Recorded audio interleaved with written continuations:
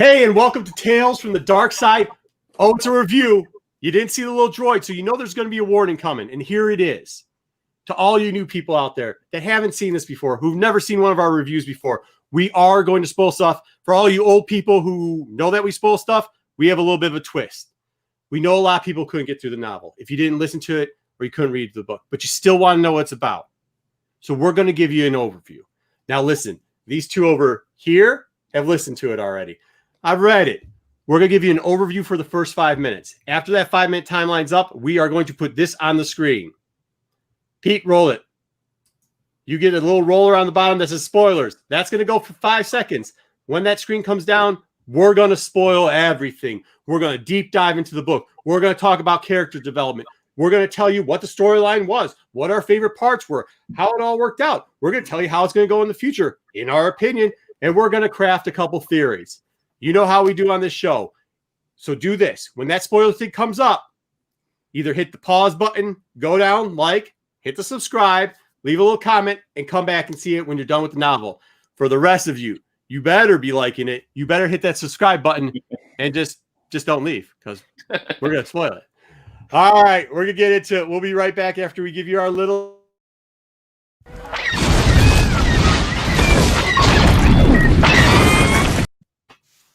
Hey, and welcome to Tales from the Dark Side. We're back. Here we go. This is our little intro for it.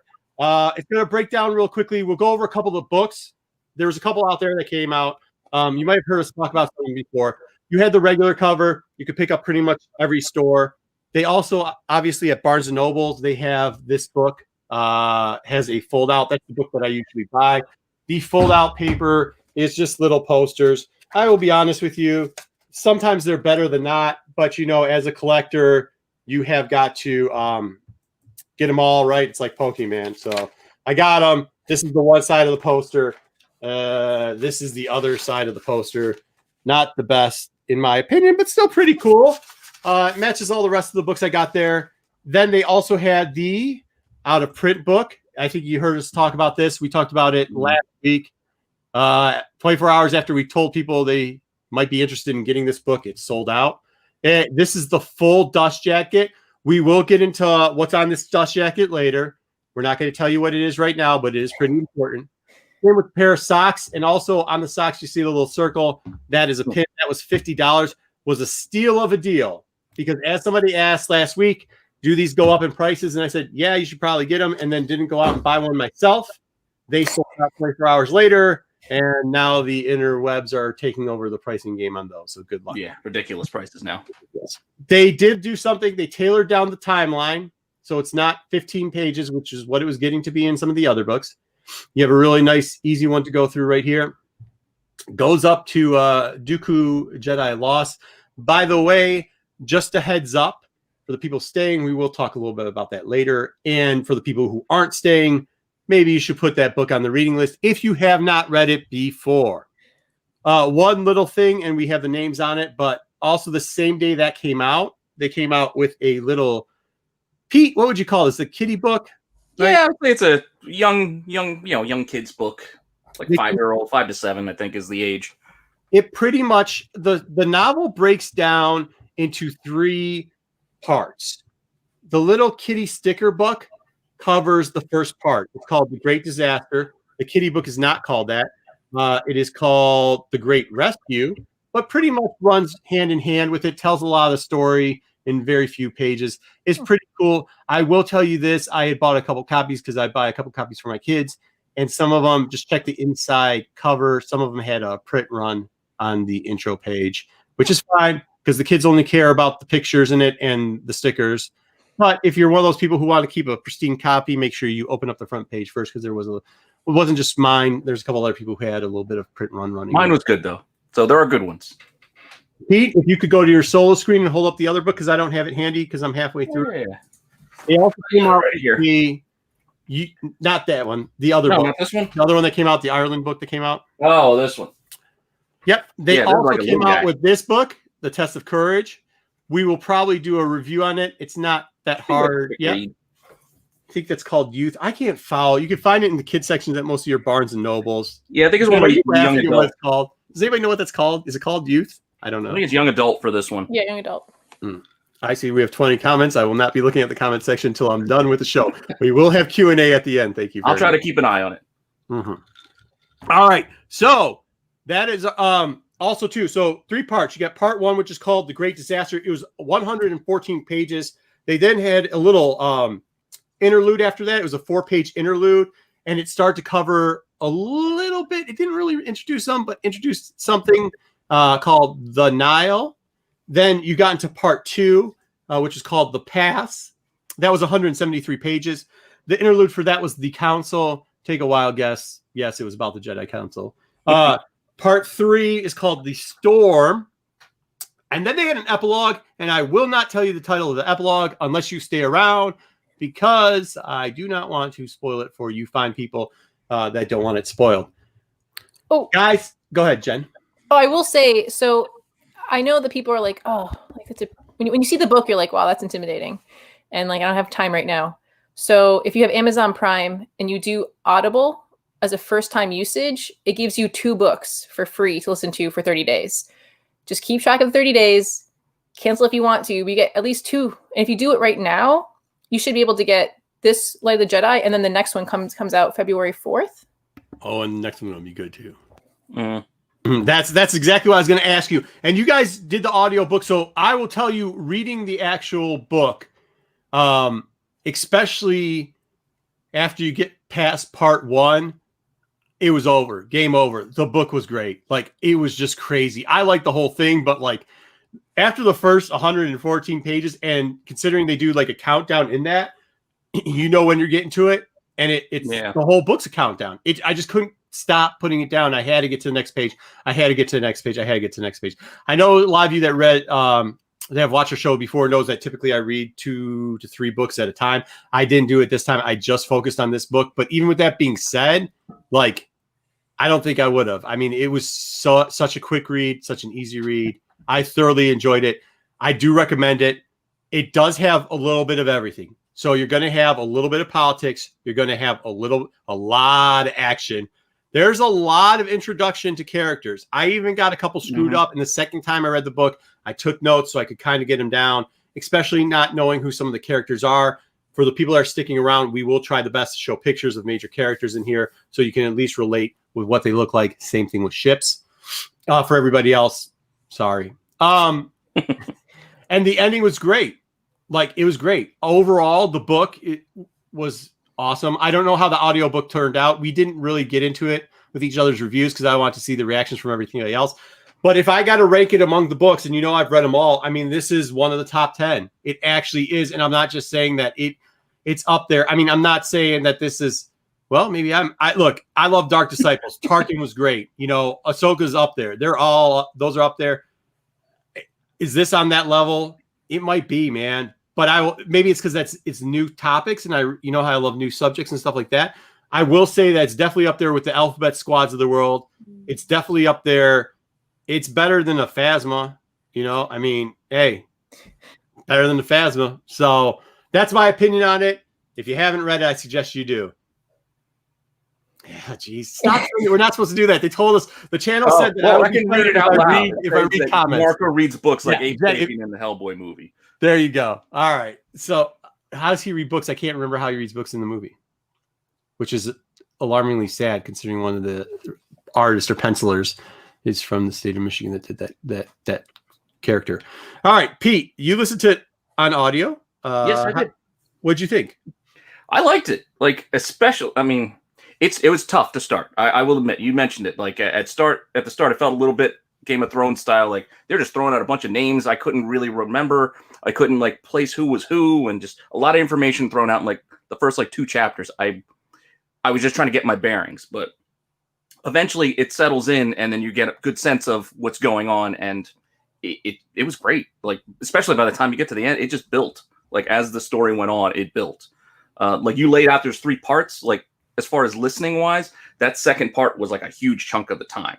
Yeah, like it was 13 and a half hours. If you want to do the Audible thing, it was like 13 and a half hours. You had like maybe 3.5 for the first part, a big chunk, I guess maybe 6 hours for the second, and then the end part was really fast. I listened to the third part today. Like the end part was, I think in total was like 68 pages, where you're looking at the middle is, I think, running around almost 200 pages. So that's the bulk of it. And then around 100 pages from the front end. So it definitely does. It was a good thing that you brought up the Game of Thrones point of view, because I forgot to repeat it because I was saying it earlier, Jen, unless you were going to say it. But reading the book, it really was that style. If you read Game of Thrones, like they start following one group, then another group, and another group. That is how the point book, of view chapters kind of thing. Yeah, inside the parts, each chapter is broken down in that way. And just imagine how Charles Soule did this book, and he's done a great job in the new Star Wars run. I know we reviewed his stuff before and kind of his pathway, and we were really excited for this. It's phenomenal, like how he did it, because he could have easily gone off the rails, and I think he kept it on track to keep you still intrigued.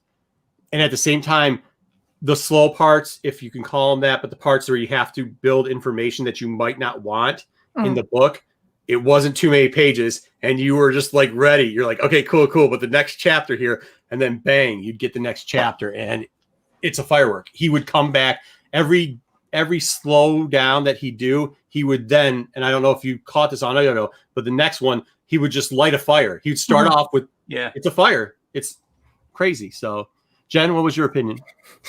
I loved it. I will say, like, I loved it from the get-go, because it sets up and it character builds, but it's not that important to the overall story, but just to pull you in to what's about to happen. So you need to give it 3 chapters. If you listen to it or read 3 chapters, I swear to you, it'll pull you in and you won't put it back down or stop listening. Like by the end of the 3rd chapter, I think at one point my heart was like speeding up. And then also I didn't cry, but I had watery eyes. Oh, you got all misty? Yeah, I got misty. Do you have to tell us what part that is? Because I don't know what part you're talking about. Maybe Save it for later. Let's save it for later. Hey, here it is. It's about to be that time. We love everybody that stopped by. Remember, on your way out, hit the like, hit the subscribe button, hit the pause button. We'll catch you when you come back. You finish it off. For the rest of you, stay. We're giving them 5 seconds to leave. 1, 2, 3, 4. All right. We gave you the 5 count. Now the spoilers are coming out. I'm just going to say this real quickly. Where the comic book starts out, for all those people that read the comic book, it is in the future past this. This event had already happened. It was really cool. We pulled some of the pictures. Why we brought up the kitty sticker book is because that's where we pulled some of the pictures from, because they actually did have some pictures in there, and it really helped. When I was talking to you two about it, I was like, yeah, the kitty book, references, pictures, blah, blah, blah. And I know, Pete, did you say you went back and looked at some? Yeah, I went, once you said that, you're like, the kitty book kind of covers part 1 pretty good. And as I was listening to, I went back to the book for reference of like, it kind of does. Like, it's just like a faster summary of the book. So it starts out, and we have, feel free, you guys can do the names on this one, because I did my episode of naming people already. Hedda Cassett. Yep. And it starts off with Hedda Cassett, and she is a captain of pretty much a barge ship that's transporting people. Hyper lanes are kind of new at this point. They don't really explain it. They say they're a little sketchy. It doesn't go all the way out to Outer Rim. They do say they're trying to expand further, correct, Jen? Yeah, well, they say that they don't understand how it works fully, but they use them. Yeah, it's like proprietary by the, what's that family? Von Tekkas or whatever?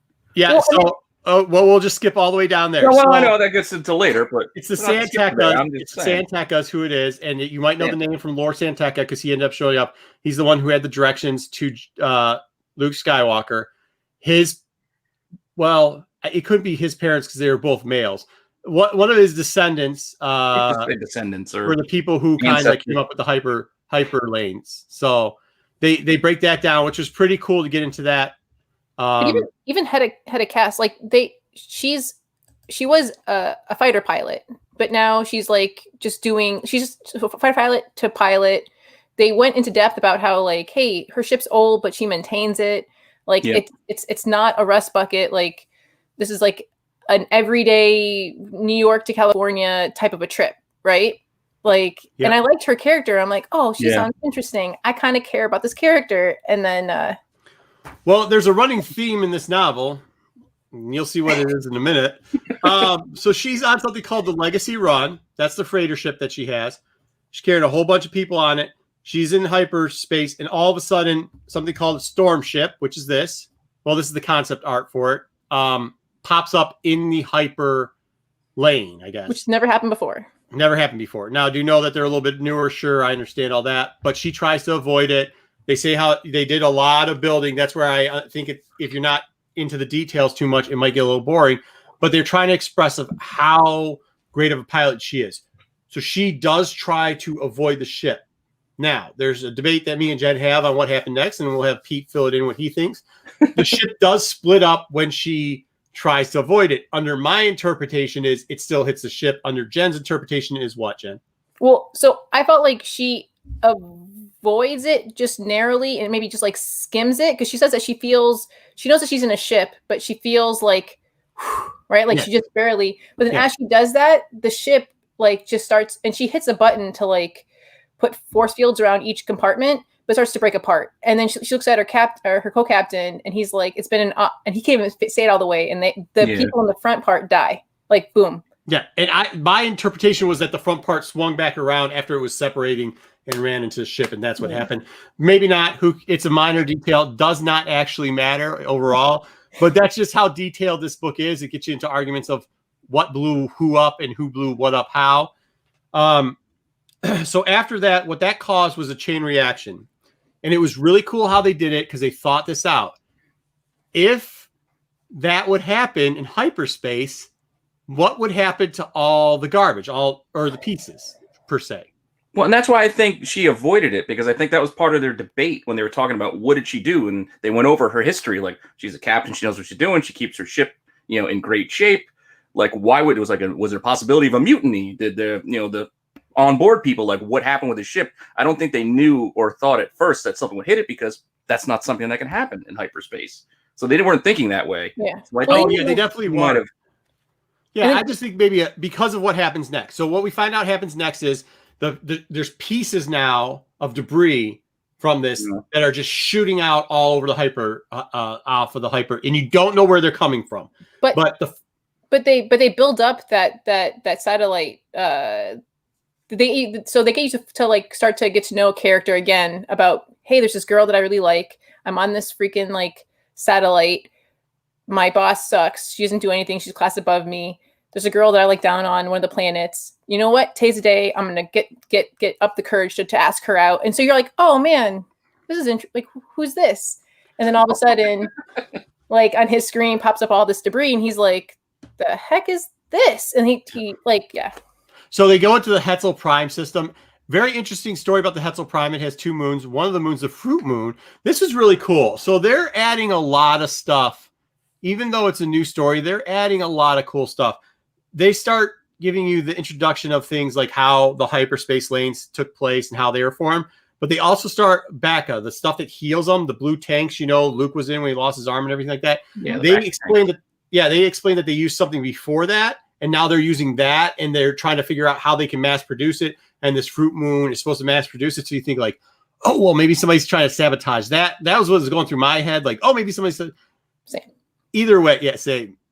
I was wrong.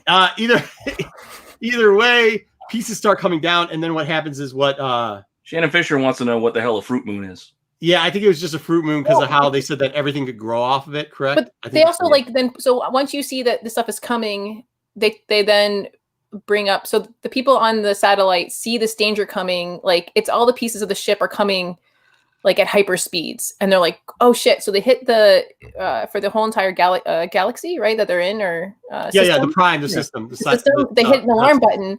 Hey, on the way we'll say what's going on, but too late, they all die. And then it skips to the planet, and it really pulls you into, hey, it's a farming planet, this stuff's happening, hey, there's budget cuts, so we're like short staffed, and then hey, there's an alarm going on. Why is there an alarm going on? Well, they don't receive why it's happening. And then I like even how they even go further into it of like, because there's budget cuts, some people don't also believe that it's even happening. Like, why do we have to evacuate? What's going on? Yeah. And like farmers don't even have like to even leave space, to go into space. They don't have the means to get off planet anyway. Yeah. So like that's where like I got really invested into like, this is a disaster that's about to happen. Like, and I kind of pictured like if I was in that position, and that's why I was like, oh shit, like I felt like my heart was beating up. I'm like, oh man, if that happened, like we all be effed. Like, I'm not rich. I'm not getting out of that planet. Yeah, it was kind of interesting how they did too. Obviously, they put a little bit of politics in there too, because they're saying like, listen, they didn't need a security force anymore because they really was no threat being in a system that as soon as the hyperlanes were getting out there, they could have protection. So they didn't really have to worry about anything that much. So the officials were kind of using the money for their personal gains instead of so much for taking care of some of the planet. Plus, they weren't really that rich because they were using a lot of money for resources. So it really was like peasant type situation where there's a lot of peasant workers out there. And that plays an interesting part later on when they start introducing two characters. But yeah, no, it was really cool and it's in depth. I do understand that some people aren't always into that, but no, but even like talking about like the police force trying to maintain order in the cities and then being like, wait, I have families. So then they also like, because again, these things are now coming towards their planet and in like that system, and then being like, I have families, and they just left. So the chaos on a planet that would ensue, people who either ignored it, who are trying to leave. Yeah. The prices going up on ships leaving. And then that one ship that like a guy who. Yeah, it's like the end of Titanic. Yeah. And how that one guy, how he had that ship that would take cargo ship. He had a right? cargo ship that he emptied everything out and he tried to fit every single person he could on there. And he put on too much weight and it pulled Apollo 13 or whatever, started to take off. And by the time it got up there, it just blew up. So it was just not one disaster. It was a whole bunch of disasters going on. Yeah. Finally, they reached out and they thought nobody was going to be able to come. Nobody was going to be able to help. And then you hear a voice. And it's actually kind of, there was a lot of cool lines in this book. And this is one of the ones that kind of started off. I'm actually going to go out of order on this because we weren't going to introduce her right away. But I'm going to do it. We're going to go to Avar Chris. We love this cover, so we're showing it. This is also the kid. She's the blonde haired in the back. And Chris says, this is the Jedi Master Avar Chris. Help is on the way. I mean, it just on the page, it popped. Help, we're the Jedi. We're coming. Because it seemed like it was all over. It seemed like there was nobody going to help these people. You were just going to see the whole planet blow up. Yeah. So she sends out a group. And yes, some of these are taken out of the kiddie books. She sends a group of fighters out there. And they show up which is cool real quickly because they show up in these little new planes. They've got a lot of new planes, which are really cool. Mm-hmm. A lot thinner, a lot more accurate. The vectors, they come in. One group is this right here. Force controlled too, aren't they? Most they can. So it's really cool because how you start those is you have to use the hilt of a Jedi. I was going to say lightsaber, but there's something we're getting to later that they introduce here that isn't a lightsaber. Whatever has the kyber crystal in it, that's how it starts up those things. It's really cool. And they can control them with their minds a little bit more and stuff like that. They introduce us to Burr, who is the Wookiee on the right, and his master, Nib, who's an old Jedi. They come in to start helping out. This is one of the groups. Go ahead, somebody. Tiami. Don't worry, you're not going to need to know that name for much longer. And then we got Mikkel. They are in this book. They show them on the cover, so you can get a couple stickers for them too. Real cool. That's where we obviously pulled the pictures. They come in. They start to get their plan together of what they're going to do, and they see all these pieces flying down, and they're like, "Oh, we got to try." They get together because the Jedi does work with the Republic, and the Republic sends out some people, or at least attaches people. So go ahead. There's one group. That was the thing too, is that that planet, when they first were telling people to evacuate the planet, they sent out something to the Republic, but they're like, it's not gonna. The girl was like, it's pointless. No one's gonna come. We're too far out, and so that Avar Chris part is at the end of chapter 3, which is why I'm like, please, for the love of God, listen to 3 chapters, read 3 chapters, and then decide what you think of this book, because that's when 4 chapters then. Well, was it? Oh, was it 3? Okay. Yeah, so after 3, then they bring in the Jedi, and then they hit up this couple called Josh and Pick, and they own kind of a craft too, and they have a great idea. They're talking about maybe we can throw out these that's later, because remember at first they were gonna blast them, but then the Wookiee was freaks out and it's wait. Oh yeah. There's people on the pieces. So basically when Hedda puts everyone into force fields, some of them did die and break up, but some of them actually are still alive in a force field. So when they figure out someone's on that's when Marco, go ahead. Yeah, no, I was just going to say what they were going to do later. We can get back into that because I was going to also talk about Chris and what her superpower is. So Jen is absolutely right. They do start reaching out there, and Burr goes like, hey, look, I can feel people on there. We can't just blast these out. So everybody's trying to come up with a plan. Chris does have a special superpower, I guess, something that they introduced that they hadn't before. She creates like a net mind between all the Jedis, right? So they can communicate like they all kind of connectivity hub. Yeah, something to that effect. Yeah, so they can kind of all hear her in the head or whatever. Okay, I'm just gonna ask it. What'd you guys think of that? They do that in comic books all the time. I know they do. The X-Men. I thought it was an X-Men thing, and I'm used to it. And even like in Young Justice, you have Megan, the Hunter. Like she can't connect. She connects everybody like mentally. It's not like that specifically. It's more of like, be here, do this, but not like word for word, right? And that was interesting. I thought like it's a first time, but she also has that power to like see how the Force works for them.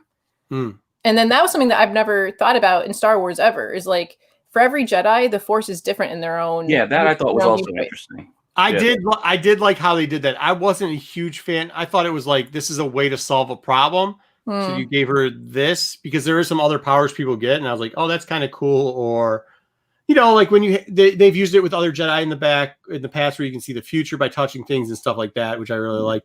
This one I was kind of like, so now you can just reach out and hit the whole universe at one time. You can do the cerebral thing. Like, okay. I think the writer or Soul, he tried to touch on things that you just kind of take for granted a lot of times, like with a lot of characters. Because even with the Wookiee, like I like that whole bit where nobody could understand it. They just hear a guy go, like they had no translator. There was no droid. Oh, yeah. There's no droid. Knew what he was saying, but we got to hear what he was in his head thinking. So the master his master Nib was the only one who actually exactly. So he's one person he can talk to. Around. She's busy. So what do I do? Like we'll get to it a little bit later because something else does happen, which is pretty good. And he's a very intriguing character. Very intriguing character. I really like how they did it. It could have gone bad really quickly because he brings a moral compass back to the Jedi. He seems like a purer Jedi than even like everybody's out there doing whatever because there's no threats. Now there is because there's stuff shooting out of hyperspace, but he's always on a different level of consciousness. He kind of seems like one of those Jedis that would be more the moral ground. And we kind of start getting away for those type of Jedis. I mean, we do like the Jedis that are a little bit more on the grayish side, right? We don't like the straight-laced Obi-Wan all the time, even though Obi-Wan did switch over. But like you don't like those ones. They're usually pretty boring. You got to give them a little bit. Like everybody loved when Obi was had a girlfriend all of a sudden, right? Because that made him a little bit more saucy. And Burr isn't. He brings it back to that time when a Jedi was really pure and like really thought about the Force and what the Force meant, which is really kind of cool. With that being said, they do run into a couple. So then they start introducing a couple, the Joss and Pick, Edren, and they own a ship. They come up with an idea on how to save some of those people. You have the mind telepathic thing going on with Chris, where she's reaching out to every Jedi to try to get them. So the help is on the way. I do want to mention a couple things. So some of these, they're asking to try to get a Jedi cruiser in there called a longbow. This is what it looks like, the concept art for those people that can't see it. They're really cool. A lot of these ships are a little bit more sleek. They're longer. They definitely have a different look to them. They're not as militant as what you're used to. And you have to remember one of the reasons why that is because they don't have many people to fight. Like it really is a lot about transport. The other thing that's very interesting about these, and you'll see the Millennium Falcon in this one, this is what the cargo ship, we saw the cargo ship in the little kitty book. That's what it looks like. This was the original, it was taken off of this concept art. And as you see the Millennium Falcon, a lot of these ships that you're going to see were original concepts that they were going to use for the last 3 movies, and they decided not to use them for one reason or another. I know some of our stuff has touched on other stuff that they haven't used, like puppets they've built and stuff like that. Feel free to go back and look at our library. You can find out some of those things there. But do know that they're bringing a lot of stuff that they didn't use in those first 3 movies out and incorporating it even in these books, which I think is pretty cool. Yeah. With that being said, we move on a little bit from there. We have Chris. Oh, they introduce us into probably what's going to form into one of my favorite Jedi groups. So the next group that they introduce us to is somebody named Loden Greatstorm. Yeah. Which I mean, the name itself sounds very, which a lot of this stuff is here. It sounds very like Camelotish, Arthurish, stuff like that. And this is no exception. He is a very interesting Jedi. He kind of has this interpretation where you let your Padawan learn by kicking them in the butt and them figuring it out for themselves. Yeah. Throw them in the deep end is kind of it. Yeah. It's like how I taught my kids how to swim. I go down to the end of the dock, I throw them in the water, and if they pop their heads back up, they're good. If they don't, I'm in trouble. He has a Padawan. He's also got the yellow too, which I think is kind of cool. I went and found my son's yellow lightsaber. Oh yeah, that is cool. They did a lot of cool yellow colors with yellow lightsabers and other lightsabers too. So he has a Padawan who's young and I don't think he appreciates his master, but does not appreciate so much like the just, hey, I'm going to kick you off a cliff and you better survive type. It's I could die. Does he want me to die? Like, is he tired of me? I think that's what he says, right? Like he does go through that mental process of like, does he not want me around, or is he just a bad teacher, or what? Why is this happening to me? Either way, you could see it started off pretty good. Oh, that's Amber, the dog behind him, creature. We weren't going to get into that till later, but thank you very much. Well, so the picture. We're going to address it. The very interesting part about them is that they get put on the planet because there's like rioting starting, and there is these people who are in charge of the planet that are profiteering off of the farming, and they have the gates locked, and a bunch of people are trying to get on crafts, and most of the people are doing the honorable thing and letting people on crafts. However, even if they're charging a little bit more, at least they're getting people off. There's a group of people who are taking their time, packaging their expenses, and they're not going to let anybody get there. They have hired armed guards, and there's a big crowd sitting out. So they're going to try to keep the peace, and at the same time, get some of the people maybe on the ship to try to fly them out of there. Well, real quick, what do you think about when they arrive? He's like, "Where are we going?" And it's like, "Well, where do you want to go? Like, where's the force pulling you?" And it's like, so Avar Chris, like, "Hey, go to this planet." Okay, and it's just like super general. So it's like, he asked, like the Jedi asked his Padawan, like, "Where do you want to go? Like, where do you feel the force pulling you?" And it's like, that's interesting. Which is, that's a lot of ways that I was taught. So like, I really associated it with it. It was not, everybody has a different parenting style, which is fine. Some work better for others. I was always given, and my guidance is given to my kids, like, make a decision, stick with it. And if you get too far into it, we'll help you out. We'll give you a hand up to get out of there, but we're not going to help you make your regular decisions through life. You got to figure it out, man. And that's kind of how I felt. So I really attached myself to both the Padawan Bell and Great Storm, the teacher. So I really loved it. I thought that was great. I just thought it was great. Stop laughing, because I know they're probably killing me in the comments every time you laugh. Hey, listen, I thought it was really great. Okay. And that's why I think I'm so attached to this group, because it becomes a bigger group later. They do, and he doesn't he kick him out of the ship here? He does. He just is like, we're going to jump into the middle of this group. Yeah, you can do it. If you can't, good luck. You know what I mean? Like, so they do. Bell does a little bit of a rough roll when he gets in there. They go up, and the security guards, the Jedi are kind of, I wouldn't say a joke, but they're like, yeah, whatever. We're not going to listen to you. We're just. And Great Storm is very blunt and is like, well, you could or you could not. I would suggest you probably do. Might be in your best interest. And then something goes on, and we think, oh, here, I thought reading it in the book, I don't know what you guys thought here. So I want to hear your opinion on the audio. But all of a sudden, you start hearing blaster fire, and you start hearing something coming in. And I thought we were going to get the Nihil. Was that not what you guys thought? I did. So what's cool about the audiobook is that they do give you music, sound effects. Someone else in the chat earlier mentioned Mark Thompson. He does a great job with all the male voices. I liked him better doing Ventress's voice, but anyone that's like kind of like more feminine, I just felt weird. But it's his Avar Chris is a little weird. Yeah, it's a full experience. So like if you just close your eyes, you can picture everything. So when you hear blaster fire and people screaming, they have that in the audiobook. So you're like, oh, So yeah, I thought it was a Nihil. I was like, Yeah. or Nihil, Yeah, whatever. yeah, background sound of Nihil. Yeah, because apparently how they say it in the audiobook is what, Jen?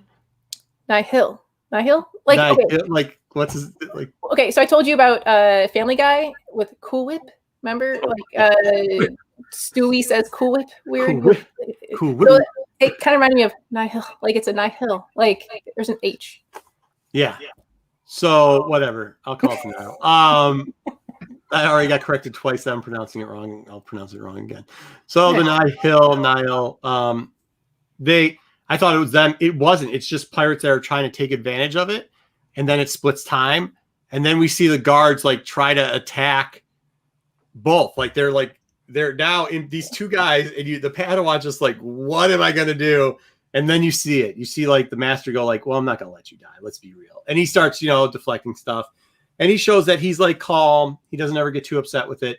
And at the same time, this isn't going to end well for either the guards, because now they started firing on him, or the pirates. Yeah. And it doesn't. Obviously, it doesn't. The pirates get dealt with very quickly. And then he goes to the guards, who then try to turn on him, and goes to the head guard person and says, I also like that kind of explanation about the lightsabers being a tool created to end things quickly. Like, not for them to use, but it's like, it's to end things fast. Yep. Like, I thought that was kind of cool too. Yeah, that's why they definitely get into like a lot of the whole things where they like that's another one they did, and it was really great that they did a lot of those things. Goes up to the guards. Obviously, the guards open up the gates at that point. After does he mind trick them then? Because they really get into how mind tricking works too, and everything like that. Yeah, just a little bit. I don't remember if he did it there. I do know they were definitely threatened to, and they opened up the gates and let those people in there. So then they went away from that group. And they show a team up of the original group of Nib, Padawan Burr, Tiami, and Mikkel, and they team up with the family, the Joss and Pick, and they have these little hooks or harnesses or whatever, and they're trying to save the pieces that are about to crash into the planet and save the people. And they do. They accomplish it. So they save it. Some do hit, but the majority of the planet now is saved. Yeah. They don't have to worry about it anymore. Well, they blast the ones that are not alive. The ones that are alive, they hook them, but the people, the Jedi use the Force to slow down the debris, but also keep the debris together. And that was like emphasized. Yeah, because it was going so fast. If you didn't slow it down, they couldn't hook it. And at the same time, I mean, the people they didn't even know they had heard the Jedi were like rumors or whatever. And the husband, Josh, was like, yeah, I think they could do this. Let's see if they can. Like, kind of cavalier about it. Like, well, if they don't do it, it's going to blow up either way. And the wife's like, I think it's all rumors and I don't believe it a little bit. And then she's like, well, we got to try. You got to do something. Do you think it'll work? And it turns out it works. They save the people, which is great. And then they get, so that's like we just covered like the first 100 pages. Then after that, they get into the little interlude where they introduce the Nihil. Nihil. Okay. Nihil. All right. And how they do it is they don't actually introduce any of the characters.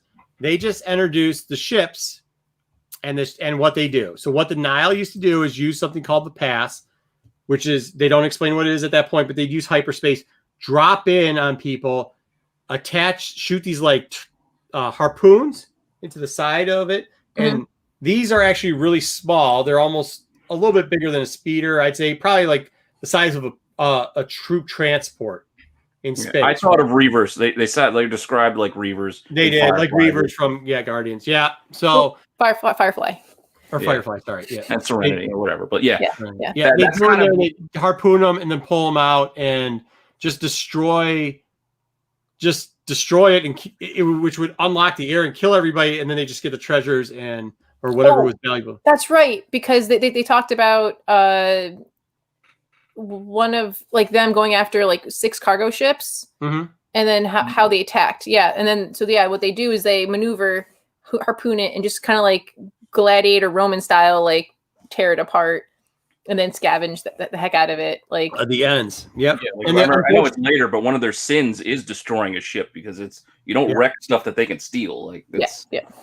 So in this too, they do a backstory for it too, and they get you really connected. Like there's a really good guy that's trying to save people and help people out, and the Nihil go in there and just destroy him and everything else and take everything. Well, and the worst part is that like, so he's a good guy, he's a business guy who has lots of money, and he's like, I'm gonna save all my workers and their families. I'm doing this great thing. Everyone thinks I'm an idiot for doing this, but you're like, wow, he's a great, like, man, no one else is doing that. And then yeah. And they almost let him get away too, but he doesn't get away. He does not get away. That's the end of him.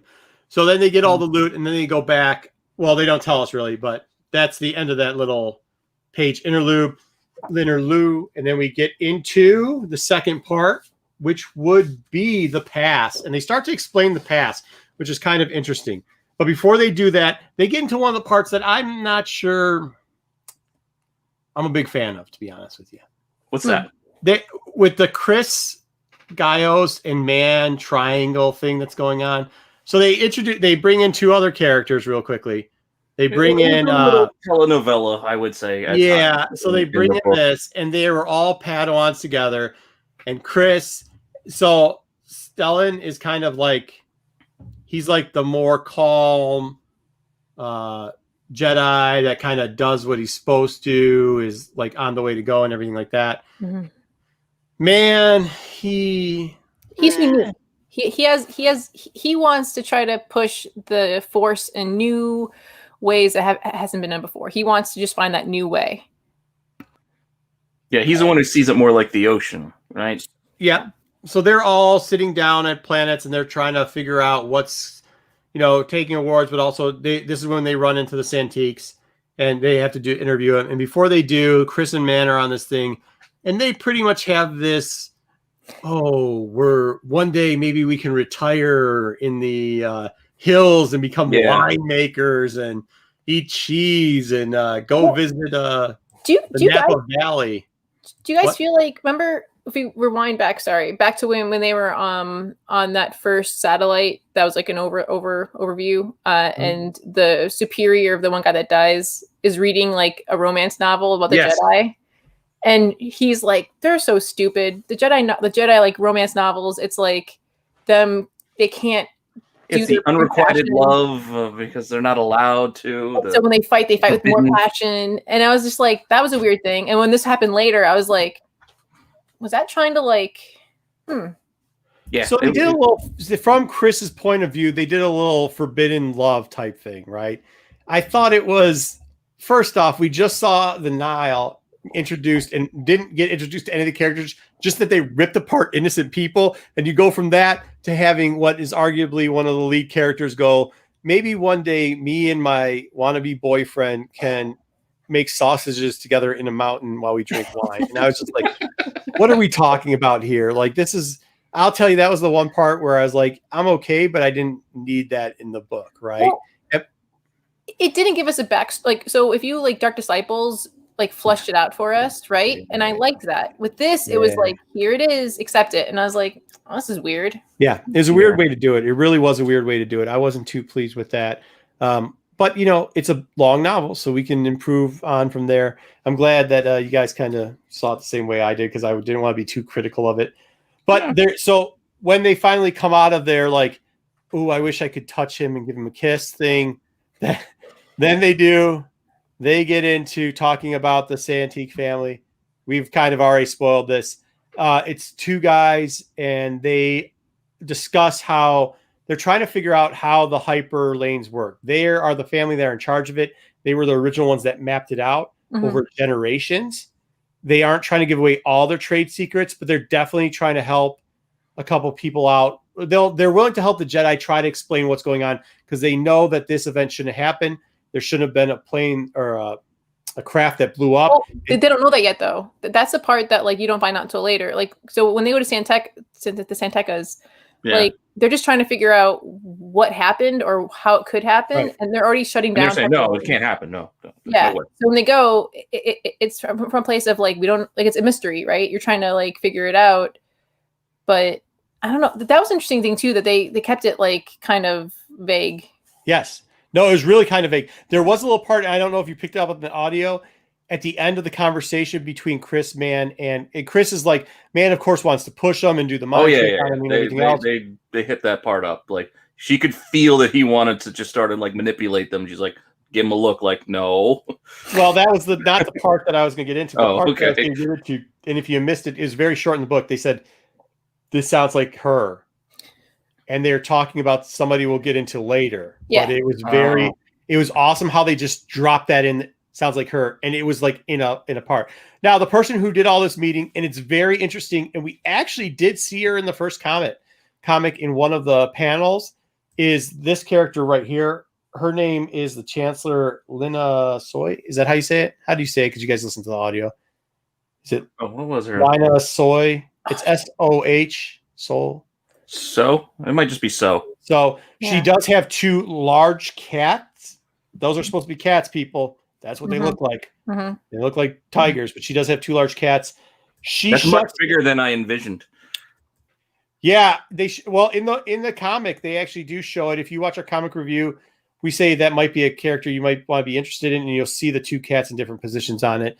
Feel free; it's probably down in the link below. If not, just go to Tales from the Flip Side, flip down to the Dark Side library, and you can find it there.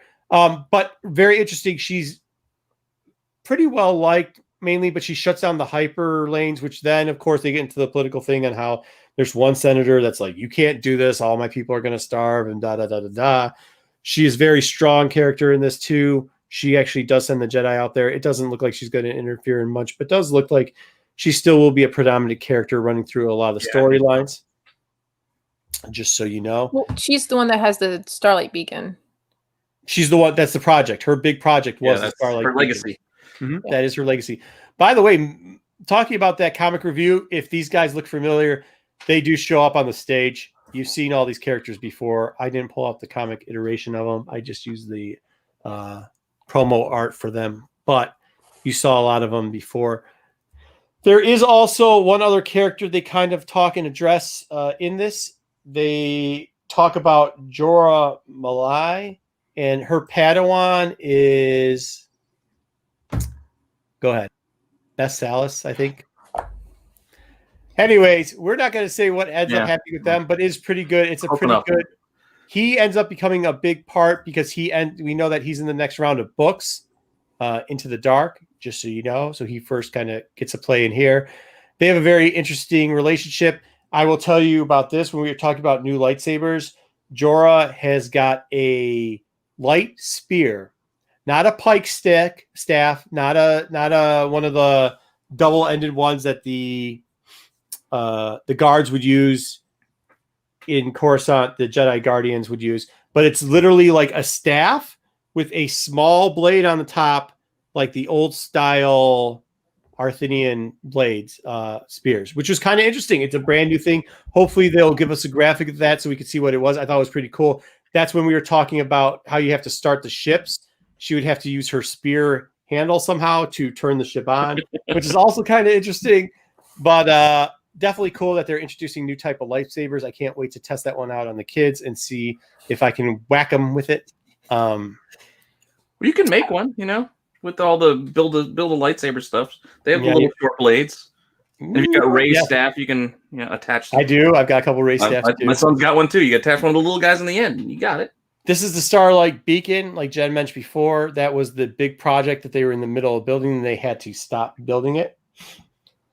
They then get into, probably after this little tidbit of back and forth and not mind wiping and explaining who the whole Chancellor is and everything else. Wait, is that before or after that thing goes towards the sun and they have to use Jedi? Oh, that was the first part. In the first part, they had to move it. Yeah, that was what the whole link was. So the whole link, they had to move one last piece because it was like fuel. They described it differently in the book and in the little kitty book.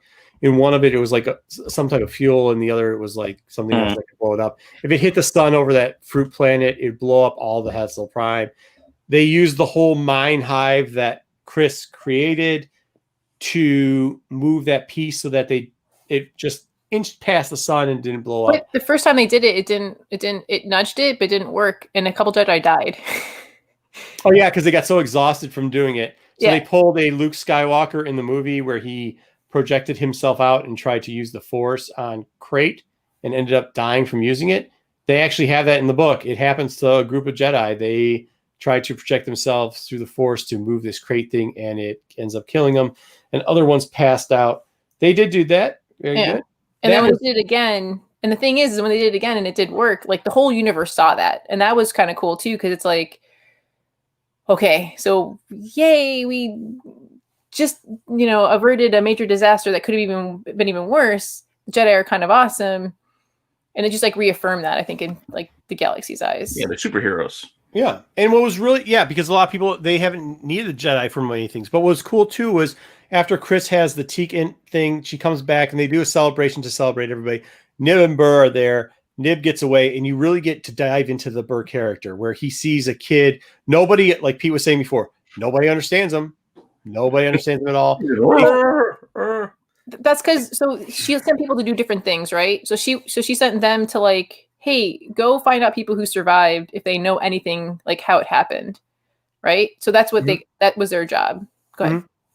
Yeah, so it was really cool because then he has this connection with this child who's by themselves. Even though they can't kind of communicate, they explain how important the Force of life is. It's a different theme to usually like how the Force works, because everybody always says the Force runs through it, but it was more like the monks where they were always like, I am the Force is me. Yeah. Then it wasn't anything else. They do say something a little bit, Pete's favorite line in this book that they keep saying over and over and over again. Pete, would you like to cover that line? Oh, we are all the Republic. Yeah. I know reading it might not have been that bad. No, it was bad. It was Hearing bad. it over and over again, it kind of made me laugh, and I kept thinking of Hot Fuzz. Like, it was just over and over again. I just hear, we're all the Republic. And it just kind of stuck in my head. No doubt. Look, nothing's perfect in this world. This book does have a little bit of flaws. Obviously, forbidden love, and we are all the Republic. Wait, you guys didn't like the part where the Padawan Wookiee was like, I know they know what I'm saying. Like, I liked how he I was thinking back to that. Yeah, he's like, they got salads, they got all these snacks. Like, where's the meat? There was some really great funny parts. Like, there's a part where they start talking about the buffet that was laid out. So they have to go to the ceremony where all these people, they're like cheering on the survivors that they saved with the hooks and everything like that. Joss and his wife is there, and Joss is like, this is a bunch of junk. Like, he's an old crotchety dude. Love him. He's just like me. He's a curmudgeon. Like, it's great.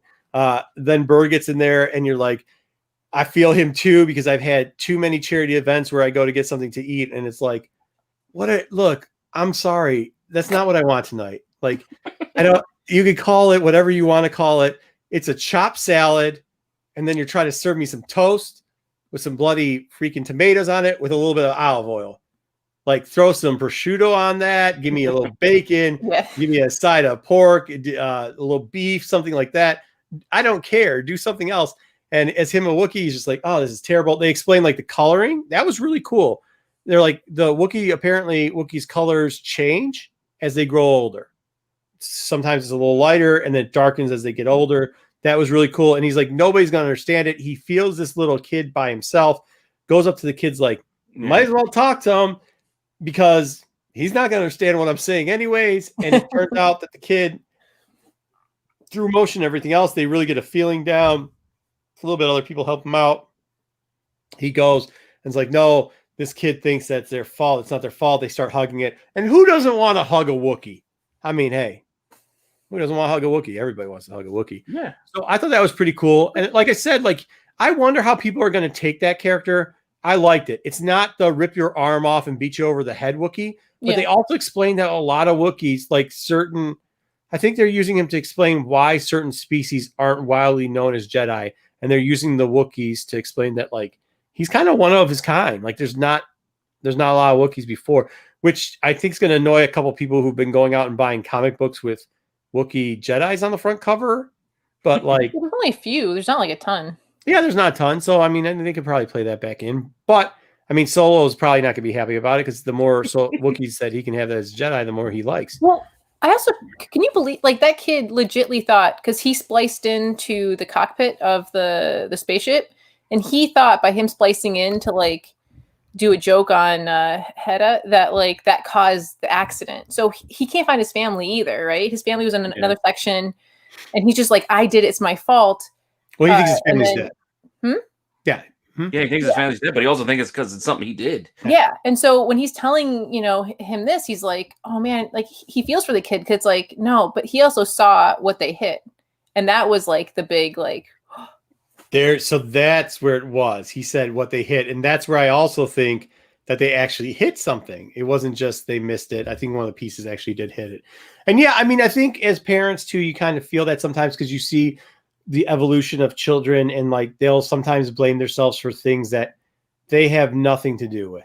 And that's kind of how I felt there. Like, I know with my kids, that's happened before too. And you're right, Jen. It was very, even reading it in the pages, I don't know how they explained it, but obviously your reaction, it makes every parent know that feeling. They did a very good job of emotions in this book and making they introduced that kid earlier in the book. Like we didn't talk about it, but you didn't know who the kid was, and you got a good sense of who they were as a character, and you kind of got a little bit of an attachment, So in the book, I kind of overread him the first time because he just seemed like a side note. I don't know how it was in the audiobook, but he seemed like a side note. And then when he showed up, you definitely linked it back to the beginning of the book because he was with some other kids. He was in a hallway, the captain goes up and So that being said, I thought that was really good. It made up for what I would say is the crisp blunder. But after that, then they introduce, there's two groups. There's two key groups I would say are my favorite in this novel. If you're breaking it down the Game of Thrones style, if you're breaking it down character style, there's two groups I'll say this is a favorite. You obviously know that Great Storm is going to be in one of those groups, and the other group is the Nihil or Nihil or what? Oh, yeah, it is amazing. This group is just phenomenal, and they start getting into the Nihil, and they introduce it. They break it down like this, and I do have it broken down. Well, first off, the Tempest Runners. Wait, yeah. So Ro is actually what's called the Eye. Mm-hmm. He is not technically part of the Nihil. He is technically at this point in the book. He is technically somebody who gives them something called the pass, which are pretty much short hyper jump spaces that they can use. Yeah, because they have these special engines that his family has produced for them to do these little short jumps with. They do wear masks almost at all times. That's just because of the. Oh wait, hang on. So the pass, I kind of, the way when it was like, the way I saw it in my mind's eye as I'm like listening to it was the pass were kind of like, if the normal hyperlanes are like highways, these passes they take you on are like back roads that no one else knows about, right? And they kind of like crisscross and go different ways, and no one else knows about them, but like they know about them. So I saw it more like this. I saw it more as the hyper lanes weren't that developed yet, so they created one huge, just like mammoth pathway, where what he was doing was creating the same type of thing, but just intersecting them. So like you could go, like it's like having the nav computer. They only had a nav computer with one program in it. He has pretty much the futuristic nav computer like you see in the Millennium Falcon and everything else, where there's multiple points where you can jump in and jump out. That's how I kind of saw it, because he that's what it was. The nav computer, which we'll get into what his nav computer is later, was a little bit more advanced. That's kind of how I saw it too. It's like, again, you got the main lanes, but then the little spider webs in between where you can kind of crisscross and make short jumps that you don't have to go so far out of your way this way. See, I didn't see it as one main lane. I saw it as in one spider web that everybody was riding on, because they didn't know that there was all these other. Yeah, that's what I mean. It's just like, the hyper lanes where, this is the way you go. It's Route 66. You go across, regardless of whether it takes you out of your way or not. Or not. But this was like, no, you don't have to do it that way. You can go here to here to there. Or he has the highway system. He has the highway and freeway system where you can go wherever you want. Yeah. It's faster.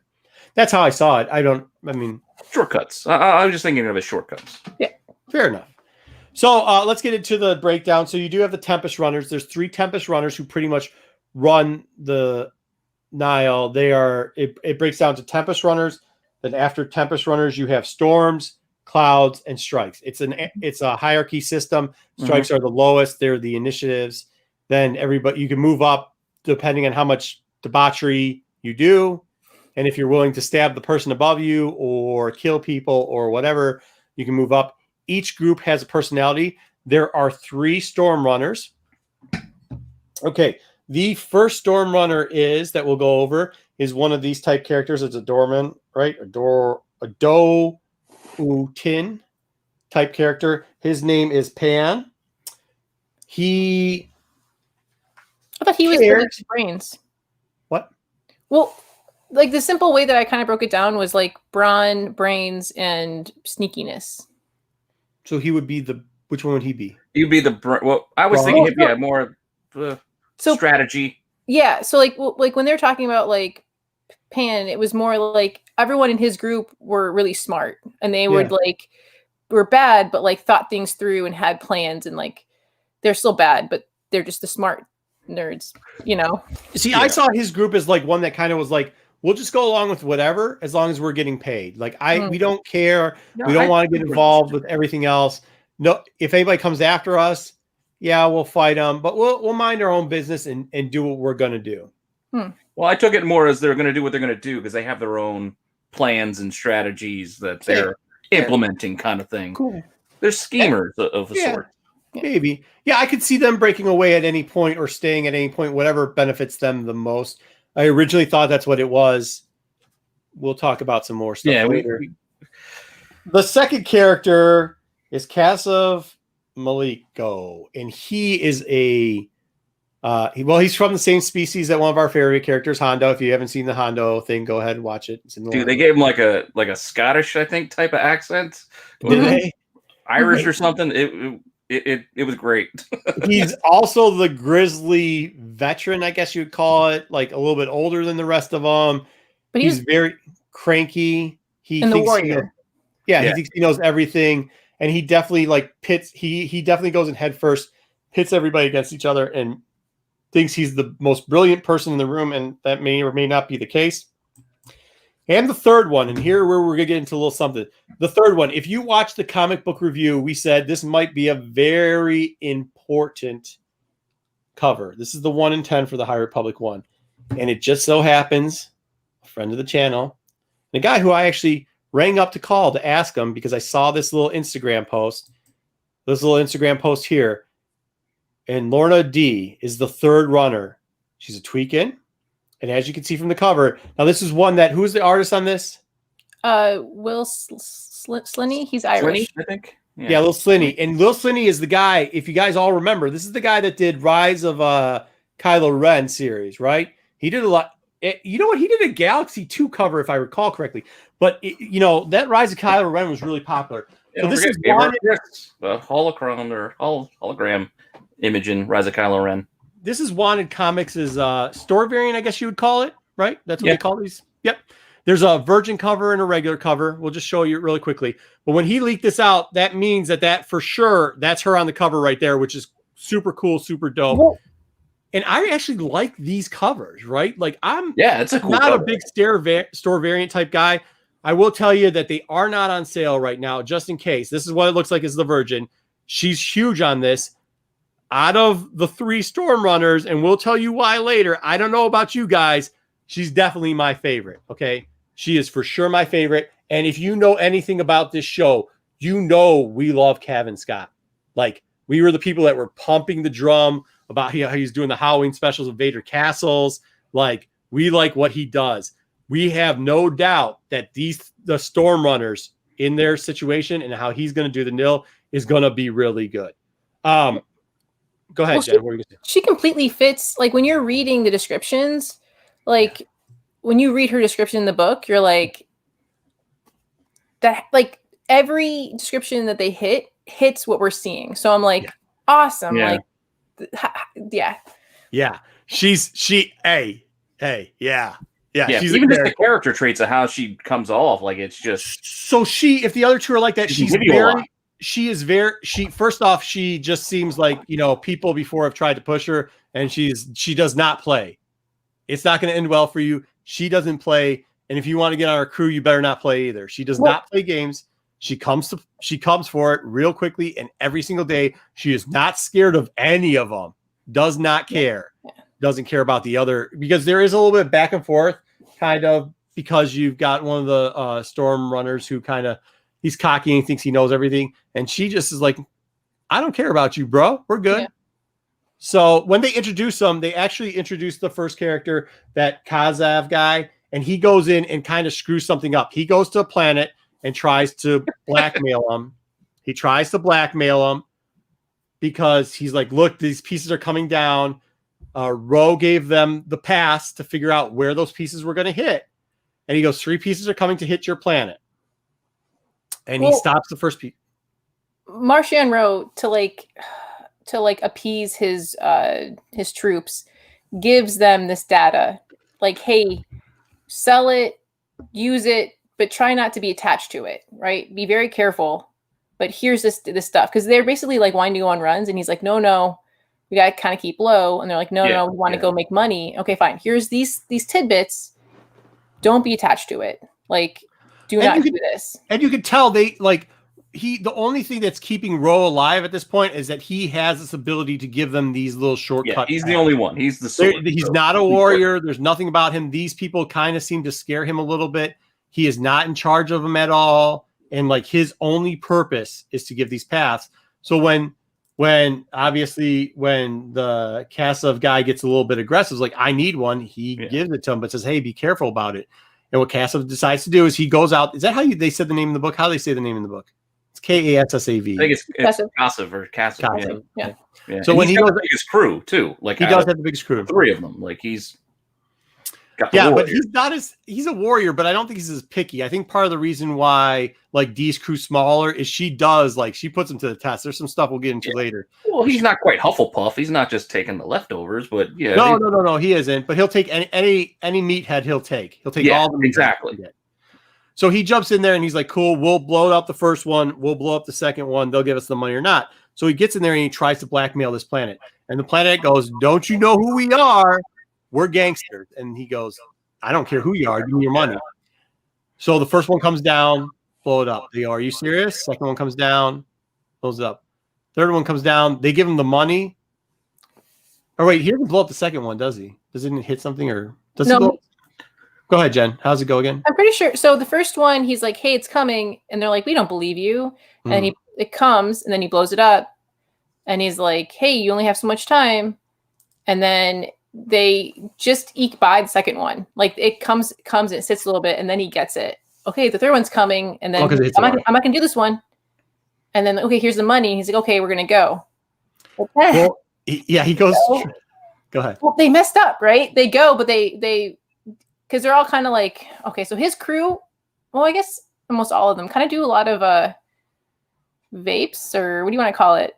Drugs. It's almost like spice. They do like a they're Death Sticks was mentioned in there. Yeah. And they're playing like the metal music. Yeah, they got that which they actually played on the audio. It's a hell of a drug. It's a hell of a drug. It's a hell of a drug.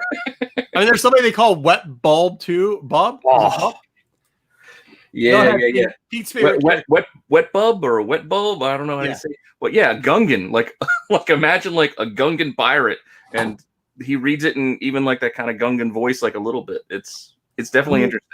Who they call wet because he covers himself in blood every time. Somehow they don't know how he does it, but he's always covered in blood. But the way they break it down is at first like, oh, he's a Gungan, so water. But it's like, no, you're wrong. Whenever he's in battle, he always comes back draped in blood, and he's happy about it. And everyone's like, so just kind of stuck. Yeah. So they got some they definitely got some lunatics on that flight. They try to get to the third one, and then they're like, oops. It didn't happen, and it hits part of the planet, but leaves it. And the person who's in charge of the planet, that's not a senator, whatever it is it's not a counselor either. Whoever it is on the charge of the planet goes, hey, we warned you about who we are. You're going to pay the price. You're going to pay the price. We're going to get you. And they send out a signal. and that ends that. He comes back. They're recording the whole entire thing. Yeah. They have his ship specs. Yeah. They go, we have everything about you, bad boys. What you gonna do? We're coming for you. And they send all that stuff out. He goes back and gets a little bit of a tongue lashing, I guess you would say. Wait, we forgot the part. So he was it 50,000 credits, and he got the money, and he's like, okay, hang on. Do I go back to the Nihil, or do I like go on my own? And he's like, oh, they have my specs. I'm gonna go back to the Nihil. And then you hear that he gives them 30,000 credits. Yeah. So he goes back there because he's supposed to pay. So how it works down is you're supposed to pay 1/3 or 1/4. Yeah, to kick up a third to get the pass to Ro, to get the pass and everything like that, and then the rest of it you can give out to your crew and everything like that. So he goes back, lies about how much he took, and Ro's like, nobody can do pass anymore. And then of course D goes, well, you said that, but I got this little plan. I got a job, and we're kind of already about to be in the middle of it. So I just need one little tiny path because we got to go kidnap this family that's rich that decide to go harvest something. Yeah. And Ro goes, fine, but that's it. I'm not giving it to anybody else. And obviously, Kassav, this does not play well with him because he's like, why could she get past? Not me, and blah, blah, blah.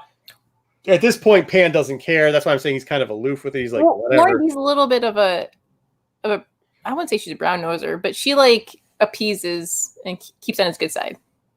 No, she does know how to talk to him. She's not in there like, not that Pan really threatened him either, but like she'd be like, this is actually a good plan. We'll stay out of the Republic's eye. We will go undercover.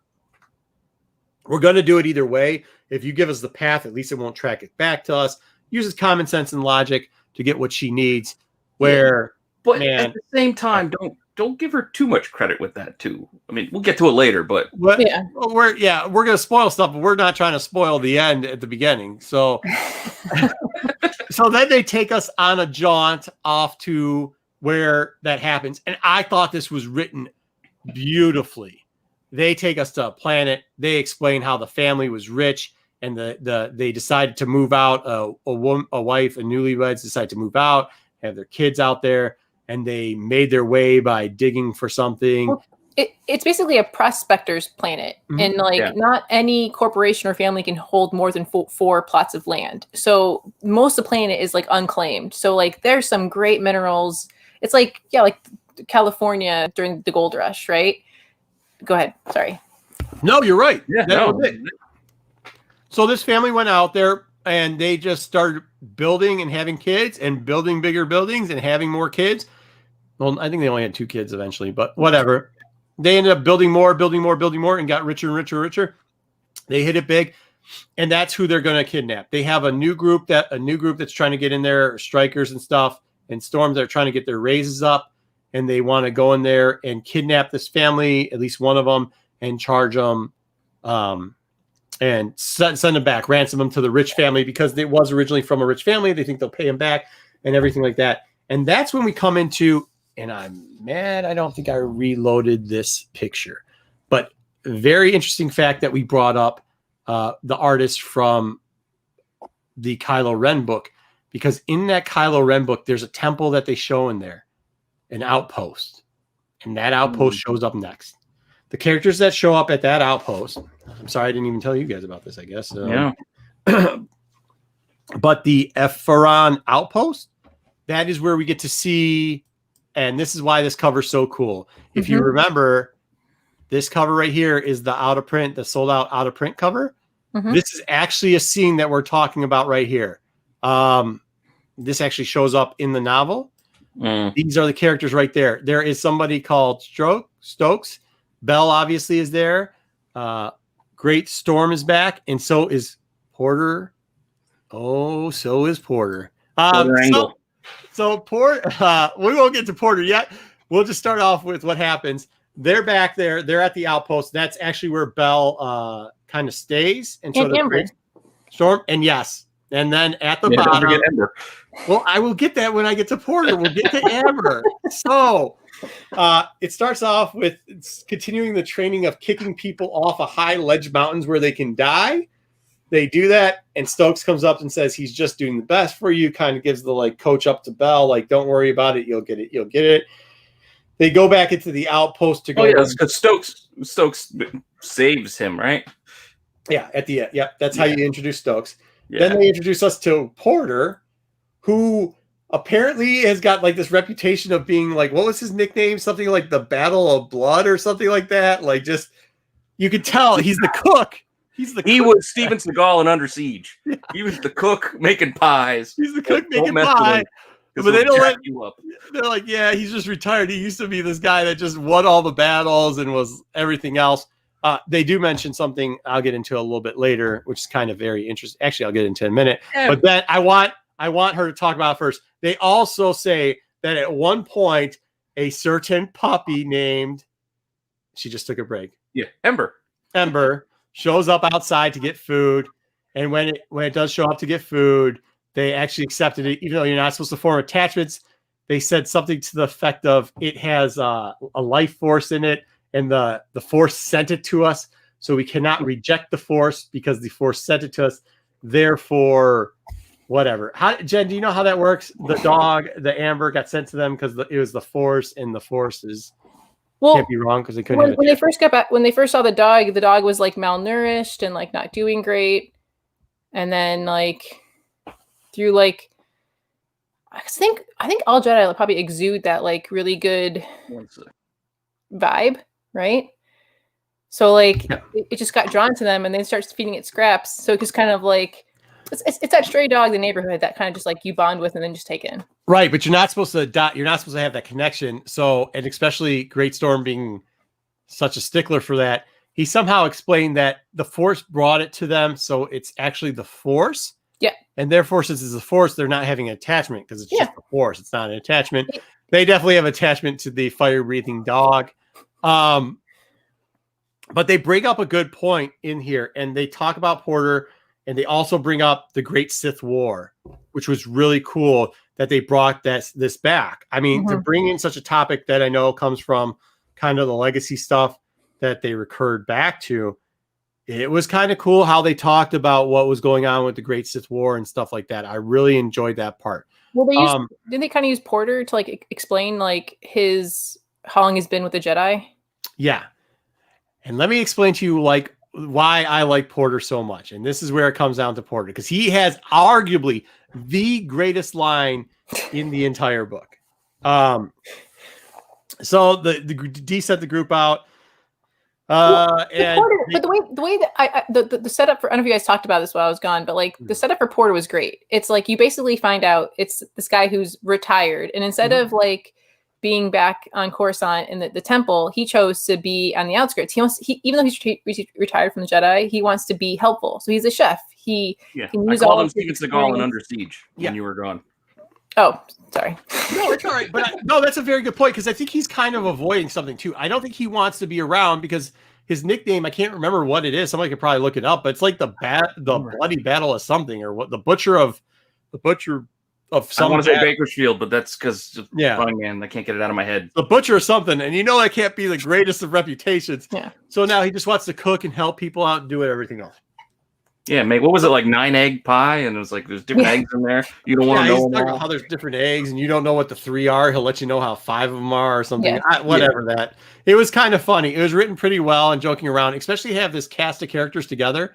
It was like every type of Jedi you could have. You had like the insecure Padawan. You had the very helpful, like, it's okay, calm down, Stoke in the leadership Padawan. Yeah. You had the one that's a little bit detached but knows what he's doing in Great Storm.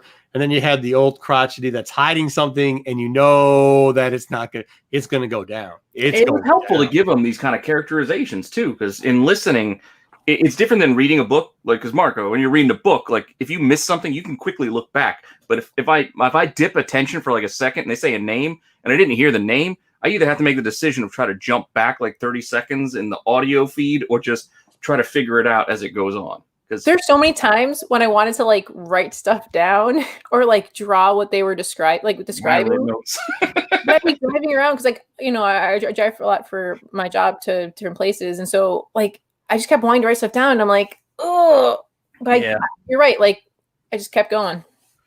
Yeah, so like reading it the first time, my wife, who is always the smartest person in the room, was like, I started to take notes, and she's like, "Have you ever taken notes when you read a book before?" I was like, "No, but I want this to be good. I really want this review to be good."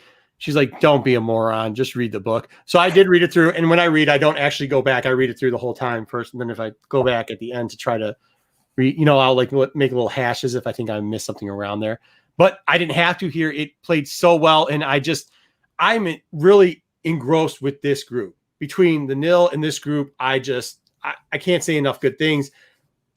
Look, Soul did a great job writing these characters, and I can't wait till Scott gets a hold of them, because when Scott gets a hold of them, it's over. Like Scott could do it. Like we know from what he does, it's over. But anyways, we'll get back into it. So Dee's crew's going there. They do get in, and it's kind of cool. It's like safe room. They do this little safe room with the mining family or whatever. What'd you call them? The people, the California gold miner type family. Like it was kind of cool.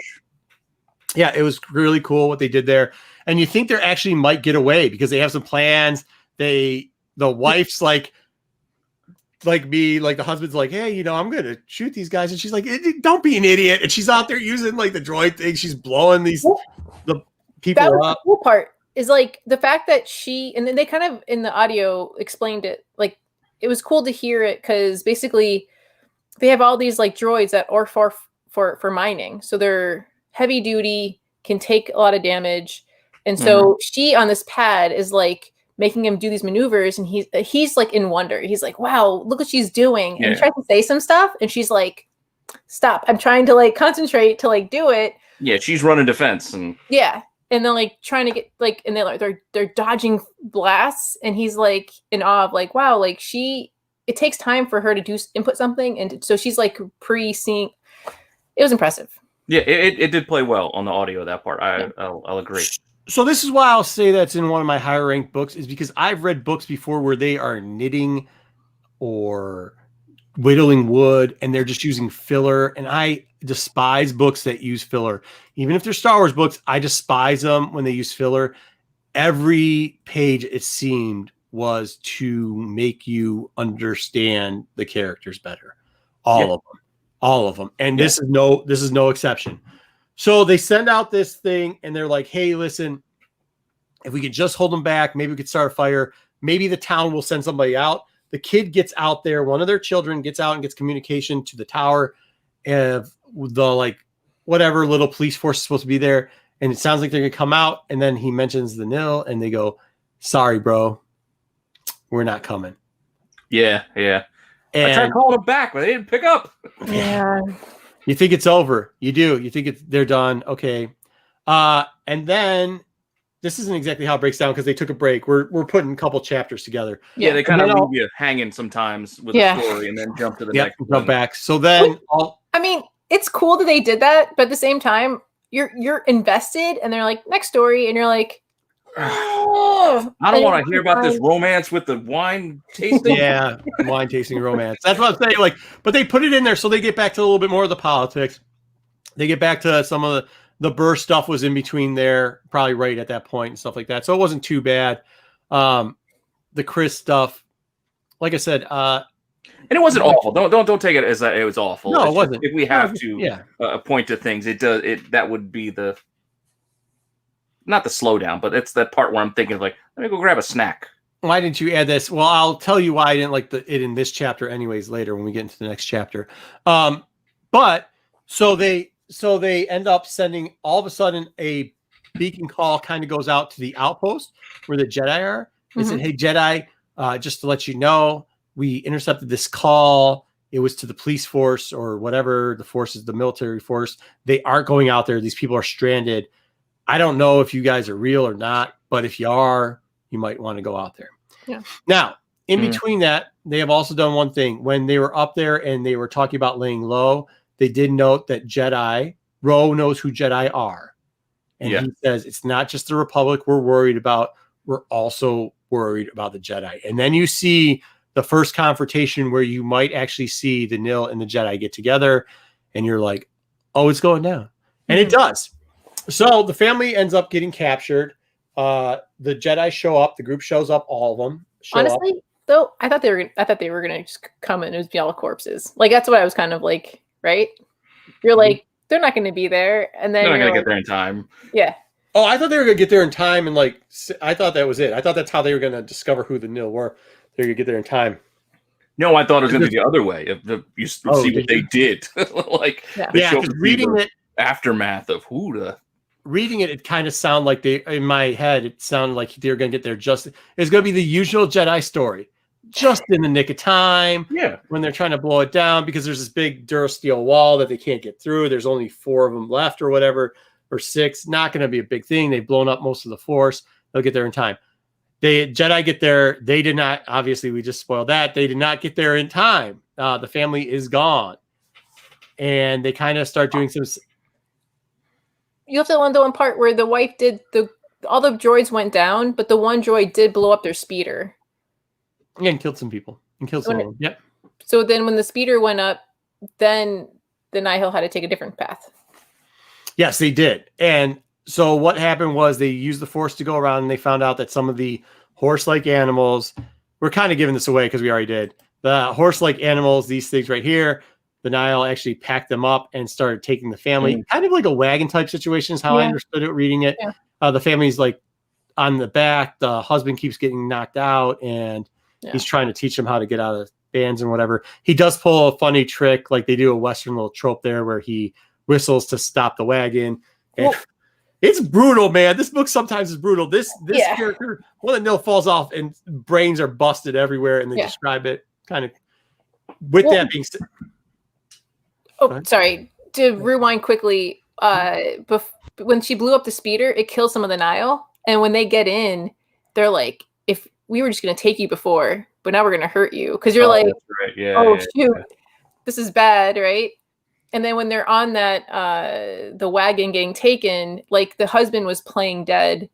And then when the wife and the kids saw the Jedi coming, or they saw someone coming, that's when the guy was like, okay, this is my chance.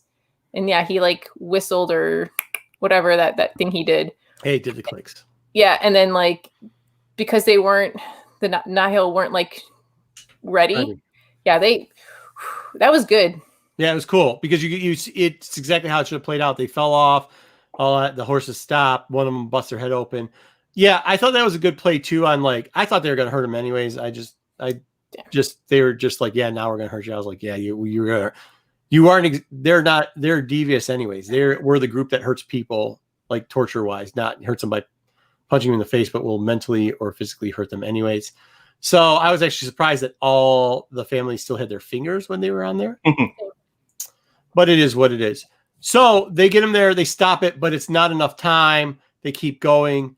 They just Nihil decides to put 2 snipers up in the mountains. So they're trying to sell these people too. So that's why they don't really want to hurt them because they're ransoming these people.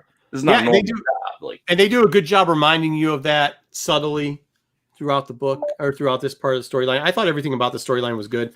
Even how they did the husband and then they're trying to get out. And just at the last moment, you knew it was coming, but he gets knocked out. Then they send up 2 snipers and they start going again. And then one of the snipers does one of the dumbest things you could do. So he shot Porter's horse thing. Oh, yeah. And there's one part of this book that I took a picture of, and I'm going to put it up on the screen so it's we can funny. read it. You showed me you took a picture of that. I distinctly remember that line. I want to show this to everybody because this is a line that it goes, hey, this is Porter right here. He goes, before you killed my steel, I will admit I had not decided how to deal with you. All possibilities were on the table, but that creature lived in the light, and you stole it away. You had no right. Thank you for showing me exactly what you are. Makes things much simpler. He's like, hey, makes it much simpler. Game over, dude. He just comes out. He turns into the butcher, man. He Lincoln Hawked it. The hat got turned around. He was ready for business. He was ready for business. He flipped his hat around, went up there, took one out. Was like, no, game over. He did send ahead of time. He told the other 2. He told Great Storm to go forward with Bell and try to stop them. Yeah, Stokes had already been sent back to try to get one of the little vector. It was cool to even see how they broke that down of like he was trying to find where the sniper's coming from, and each blast got him closer and closer to pinpointing them. Oh, and yeah, then, like when he said it out loud, like I think he ended up like using one to kill one, and then nothing happened. And he's like, he knew they're circling around like behind him. Yeah. Yep. And then you're just like him just breaking down this whole situation. You're like, okay, like he literally is like a vet. Like he's been around. He knows. Yeah, it was like the John Wick type situation. John Wick / what was the Downey Jr. Sherlock Holmes type thing where you saw it coming? Like, I just need to do this. Yeah, where they just started doing the Sherlock Holmes things too. A combination of those, and it was great. It was like a Wick type movement. It was really cool. I already liked the character, and then I was like, oh, I love this character. This character's good. Yeah. You know what I mean? Like they just unleashed the beast. But what do you think about that? Like, I until they did it in the book, I completely forgot about this. When he used the Force to kill the last guy with like he reversed the blaster bolt, and it went through his head, and he was going to the new Steely and like calming him, and then the guy gets back up and he's like, oh yeah, that was cool. One of those aliens that doesn't have the brain in the head. Oh yeah. Right? He goes, it must not be a species that has a brain in the head. Yeah, and then takes care of him again. Yeah. No, dude, that was definitely cool. It was definitely cool that they did. That's what I'm saying. Like every little small detail that they put in there added value to the story. That was the one thing about this book. They were not putting in like little details for no reason. They were putting in details to add value. It was done. I mean, look, you know, Charles Soule is already one of our favorite comic book writers of Star Wars. You know, we like him. We like Scott. Gillian's good too. Like we already are familiar with him. To have him write the book, he didn't let us down. He really didn't. You know, he always does those little details throughout his series where somebody else will use it in a different book or storyline, and it's very important and looks like it's just a small little, maybe something in a picture or a little line, and it comes back. He does this throughout the book and does an exceptional job at it.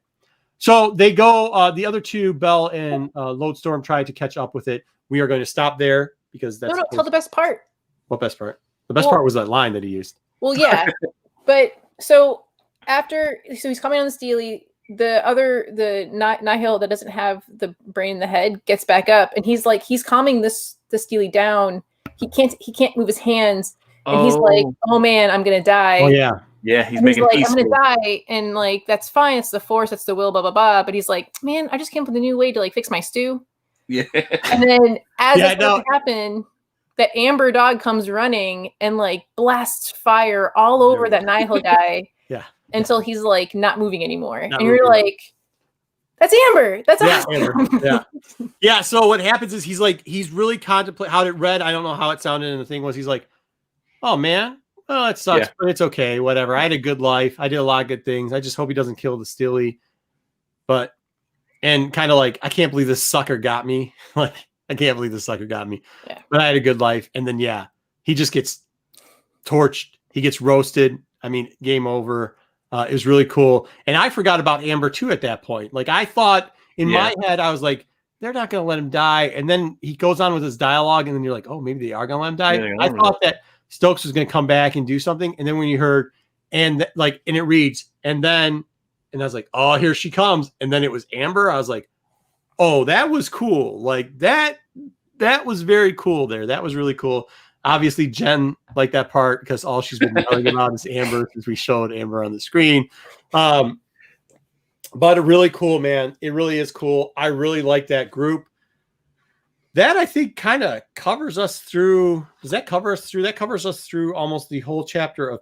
Oh, no, because still in past, they show a little bit of the end. So they're going there. Bell and Storm are coming up, and all of a sudden the Nihil's like, we got to get out of here. We can't accelerate fast enough. We're in trouble. Stokes brought back one of the vectors. It looks like they're not going to get out. And then they throw one of the kids. They've knocked the wife out already, right? They've knocked the wife out, thrown her behind. Was that before or after he takes out the ship? Yeah, they take out one. No, it was after. Okay. Because they throw the kid out to slow down the Jedi. Wife. Yeah, and then Goldstorm gets on a thing, and they're going now. Him and Stokes, because Stokes can mentally control one, because she's like a technician. She's got this like special power. So they do different special powers. Hers is she's very like tech savvy. So she can understand, she can almost talk. Like all Jedis can kind of do it. They make it so you can, but she has an extra special amplified power to talk to like ships or droids or technology stuff. So what's that? I said they're X-Men. Yeah. Yeah. Well, yeah. I mean, they have a little bit of that. So she has a little bit. So she brought 2 ships with her, the one she's driving and the one she's controlling with the Force, brings them back. Bell goes to save the kid that is being thrown out of the But remember, the Gray Storm guy grabs the blaster from their racer type thing, uses it to blast. Oh, that's right.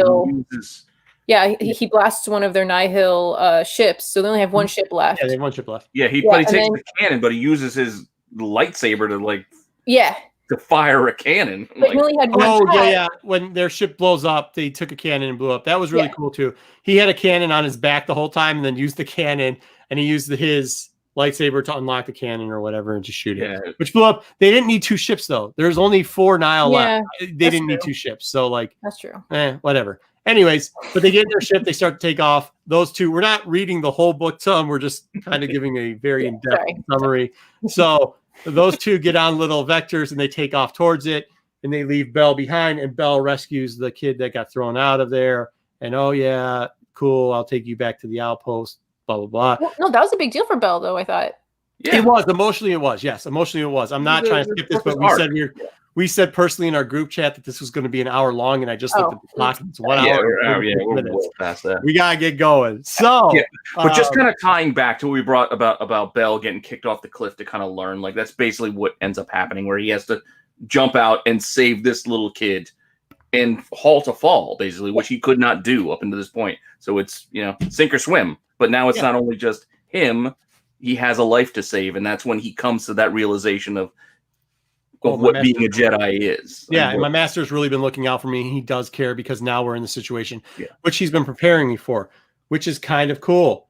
The last section, the shortest section. Well, the interlude there is pretty interesting. So they get into the council and what the council is going to vote on stuff and everything like that. You get to see some of the characters in there. You get to see Oso, and you get to see they kind of talk about how Yoda too a little bit is like training Padawans, and he had an option to be it. And he showed up for this, so it's and he showed up, and he usually doesn't show up for much. All he wants to do is be off by himself, left alone, training Padawans.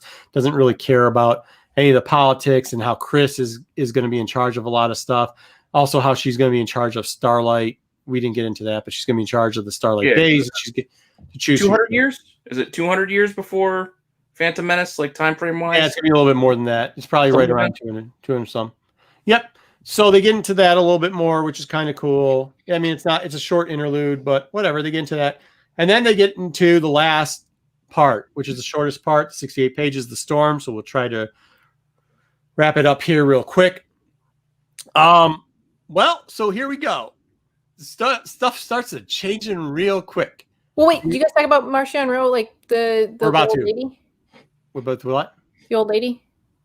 We're about to, yeah. Okay, cool. Yeah, well, I think they might have touched on it before this last part. They might have touched on it before, but it's around here. So we find out then that, because I'm just going to do that all as once. Okay.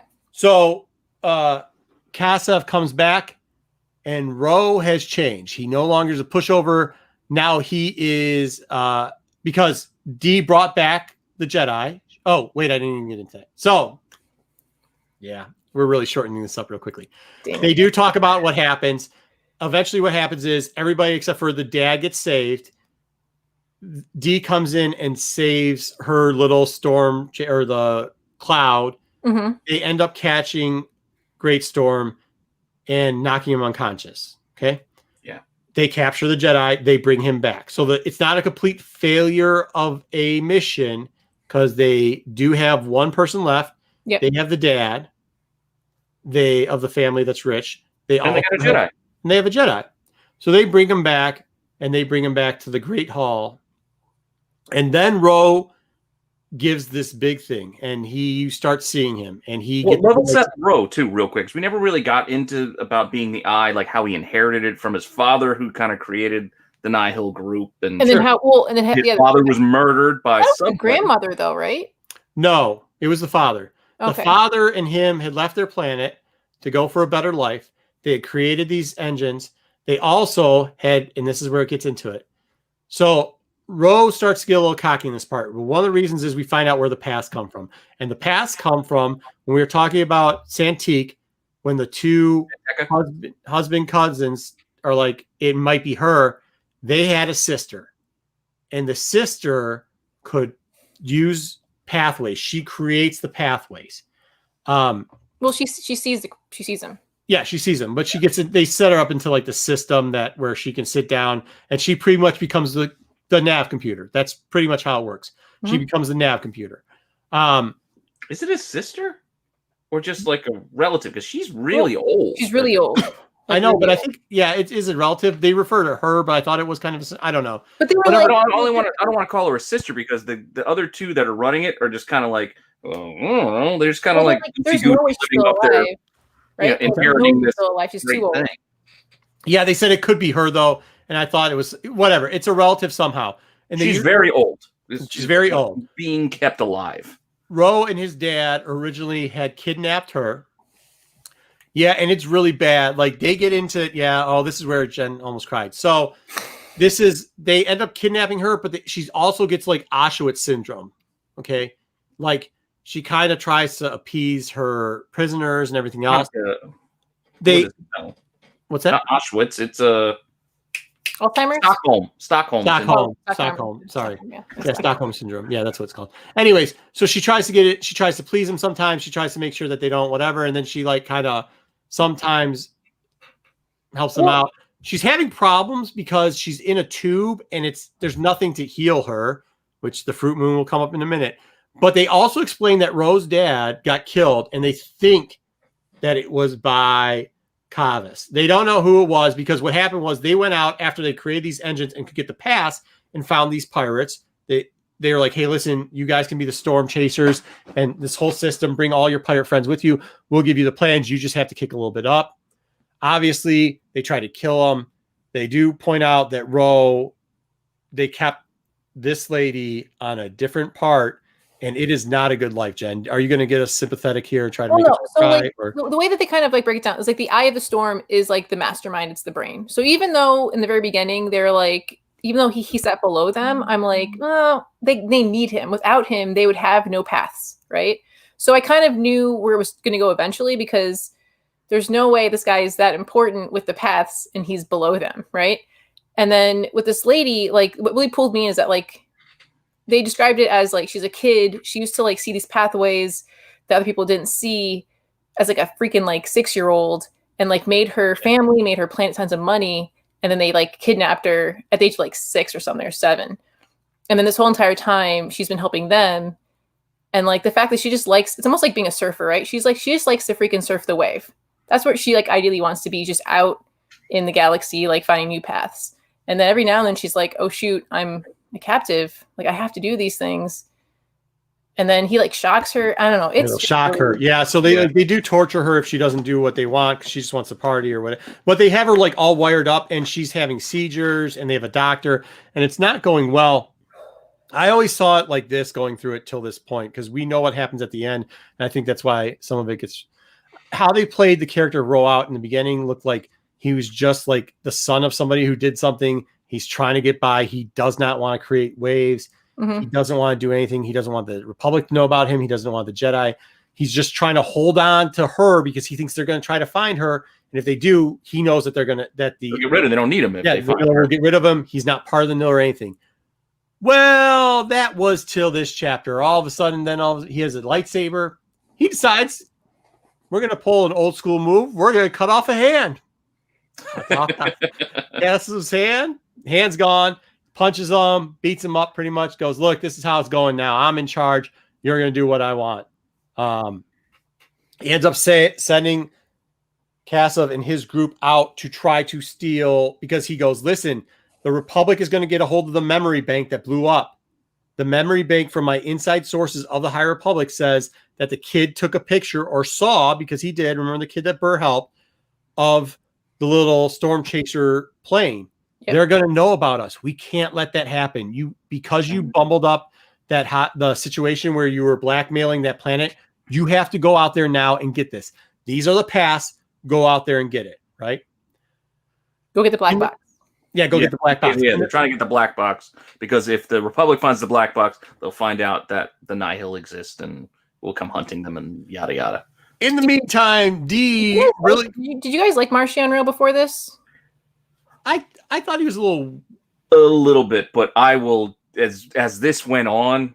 Yeah, I was worried because I've been promoting this character, saying I think there's something big with him, and when I was reading through it, I was like, oh, I hope there's something big with him. Like, because they gave him kind of a weak voice too. They really made him look like he was going to be a pawn in it. Yeah, he wasn't like he was like all right, whatever. But then you start seeing it after he beats him up and gives him the path and tells him to go do it. You see him kind of turn. He's like manipulating the crowd. Then even D sees it. She's like gonna try to challenge him, but then's like, maybe not so much. Maybe I'll get on his good side.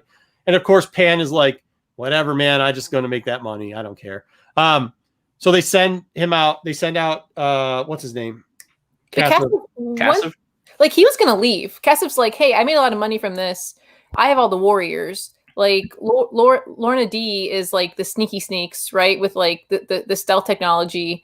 The smart guy is Pan. Like I have all the warriors though. Like this whole army is me. And like almost like, yeah, I'll just dip. Like, or I'll just retire and someone else can take over. I don't care. And so I really thought that like Marchion Ro didn't like him because of that. Like he's like, he either killed my father, power move, but then like he doesn't really think about the dipping part till he's sitting waiting for the black box to show up.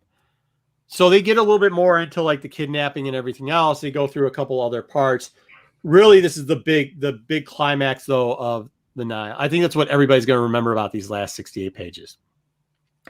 So he sends them out to go get the black box, and he's thinking, oh, well, you know what? If I get this black box and get rid of it, I have all the, like Jen said, I have all the warriors. I'm taking off. I can start my own clique. I don't need any of this.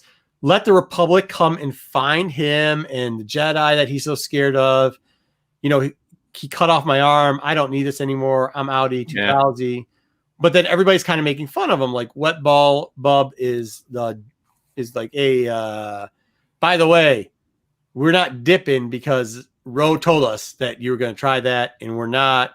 And all of a sudden, not just one or two Republic people show up there, like a whole armada of all the Republic and the Jedi show up. And because that was the whole backstory. We didn't talk about that. Like the Republic getting all those droids together to figure out blah, blah, blah. Yeah, so they figured out, the Republic filled out the path. They figured out the path. They figured out where these things were going to occur too by using a different method, but they figured it out. So they all show up, and then it's like, oh, let's try to call Ro and get out of here. And you're like, wait, this is the guy that cut your hand off. I don't know how that's going to go. So he keeps sending it out there. He keeps sending it out there. And all of a sudden, they get boxed in. Remember that planet that he blackmailed and they said, we're gangsters. Yeah. We're coming for you. Guess what? They showed up. And they didn't come in blazing fire. They came in on the creep. They were just like, hey, we're here, dude. We're here, dude. We're getting louder. And they started moving him in and pushing him in. And he knows at this point, like, we got to do something. He starts to get scared. He's like, everybody try to find a way out. And then all of a sudden, Ro comes over the big speakers and he gives this big speech. They're against you. The Republic's against you. They're trying to take your freedom. They're trying to take your way of making life. They don't like pirates. They don't do this. They don't do this. I am the Nihil. I will give you the paths. And you're like, what the heck's he doing? And he gives that like team spirit, like, going to battle. And you're like, yeah. And they were all for him until. So he gives them this kamikaze type thing where they just start, they'll be able to jump in. They'll do short jumps where they'll jump in and jump out. And like, that's where we're saying like, hey, some of these people, basically he tells them fight dirty. Like, why are we playing the game their way and fighting them their way? Almost like, the American Revolution. Like, why are we lining up and fighting this old way? Screw that. We're just going to fight our way. And they I saw it as like the kamikaze thing. We're like, we're just going to go in there. If we lose a plane or two, we care. It's basically how they laid it out. We're going to fight dirty. Literally felt dirty because at one point they released like feces and set it on fire. And I mean, like they were going crazy. So they were definitely doing a lot of stuff, but they were doing these short little jumps too. That's actually how Scare the Targashian thing lost his arm because a ship somehow, it didn't make a lot of sense. I don't know how it was on the audio, but reading it, the ship showed up and somehow cut his arm, but he was fine because you can spend time in space. They did the Leia thing where you can actually be in space for an extended period of time because you can hold your breath as a Jedi. It talked about how he was really close to, like, his ship's almost touching another Jedi's. And then when they started, like, zipping around, they were like, what? And then all of a sudden it's just like, oh, there's this big spike through his, like, it severed his shoulder, like, and it went all the way through. And then he's like, oh no, I don't feel like whoever, I forgot the person's name, but whoever that Jedi was, it's important to him. And he's like, she's like, they're not there anymore. Like, where are they? Oh, that, or it was Joel. It was one of the two because Joel gets killed. Yeah. Joel, this guy's master gets killed during that. A lot of people go down. During that. Burr's still alive. A lot of Jedi start going down. A lot of people from the Republic start going down. They really start killing off people left and right during that. How did you guys feel when you found out that then at one point, so Nihil went from being like football, all ready to go, great speech, to like, what the heck is going on? Yeah, so it doesn't really work that well because they're still getting killed by the like they're colliding into planes, so they're blowing their kamikaze. So their numbers are really dwindling, and at the same time, then they're not winning. Yeah, at the same time, they're not winning. At the same time, the planet guys are sitting back, and they're getting closer and closer and closer, and eventually, the Republic and the Jedi take down the numbers, and all that's pretty much left is Kassa's ship.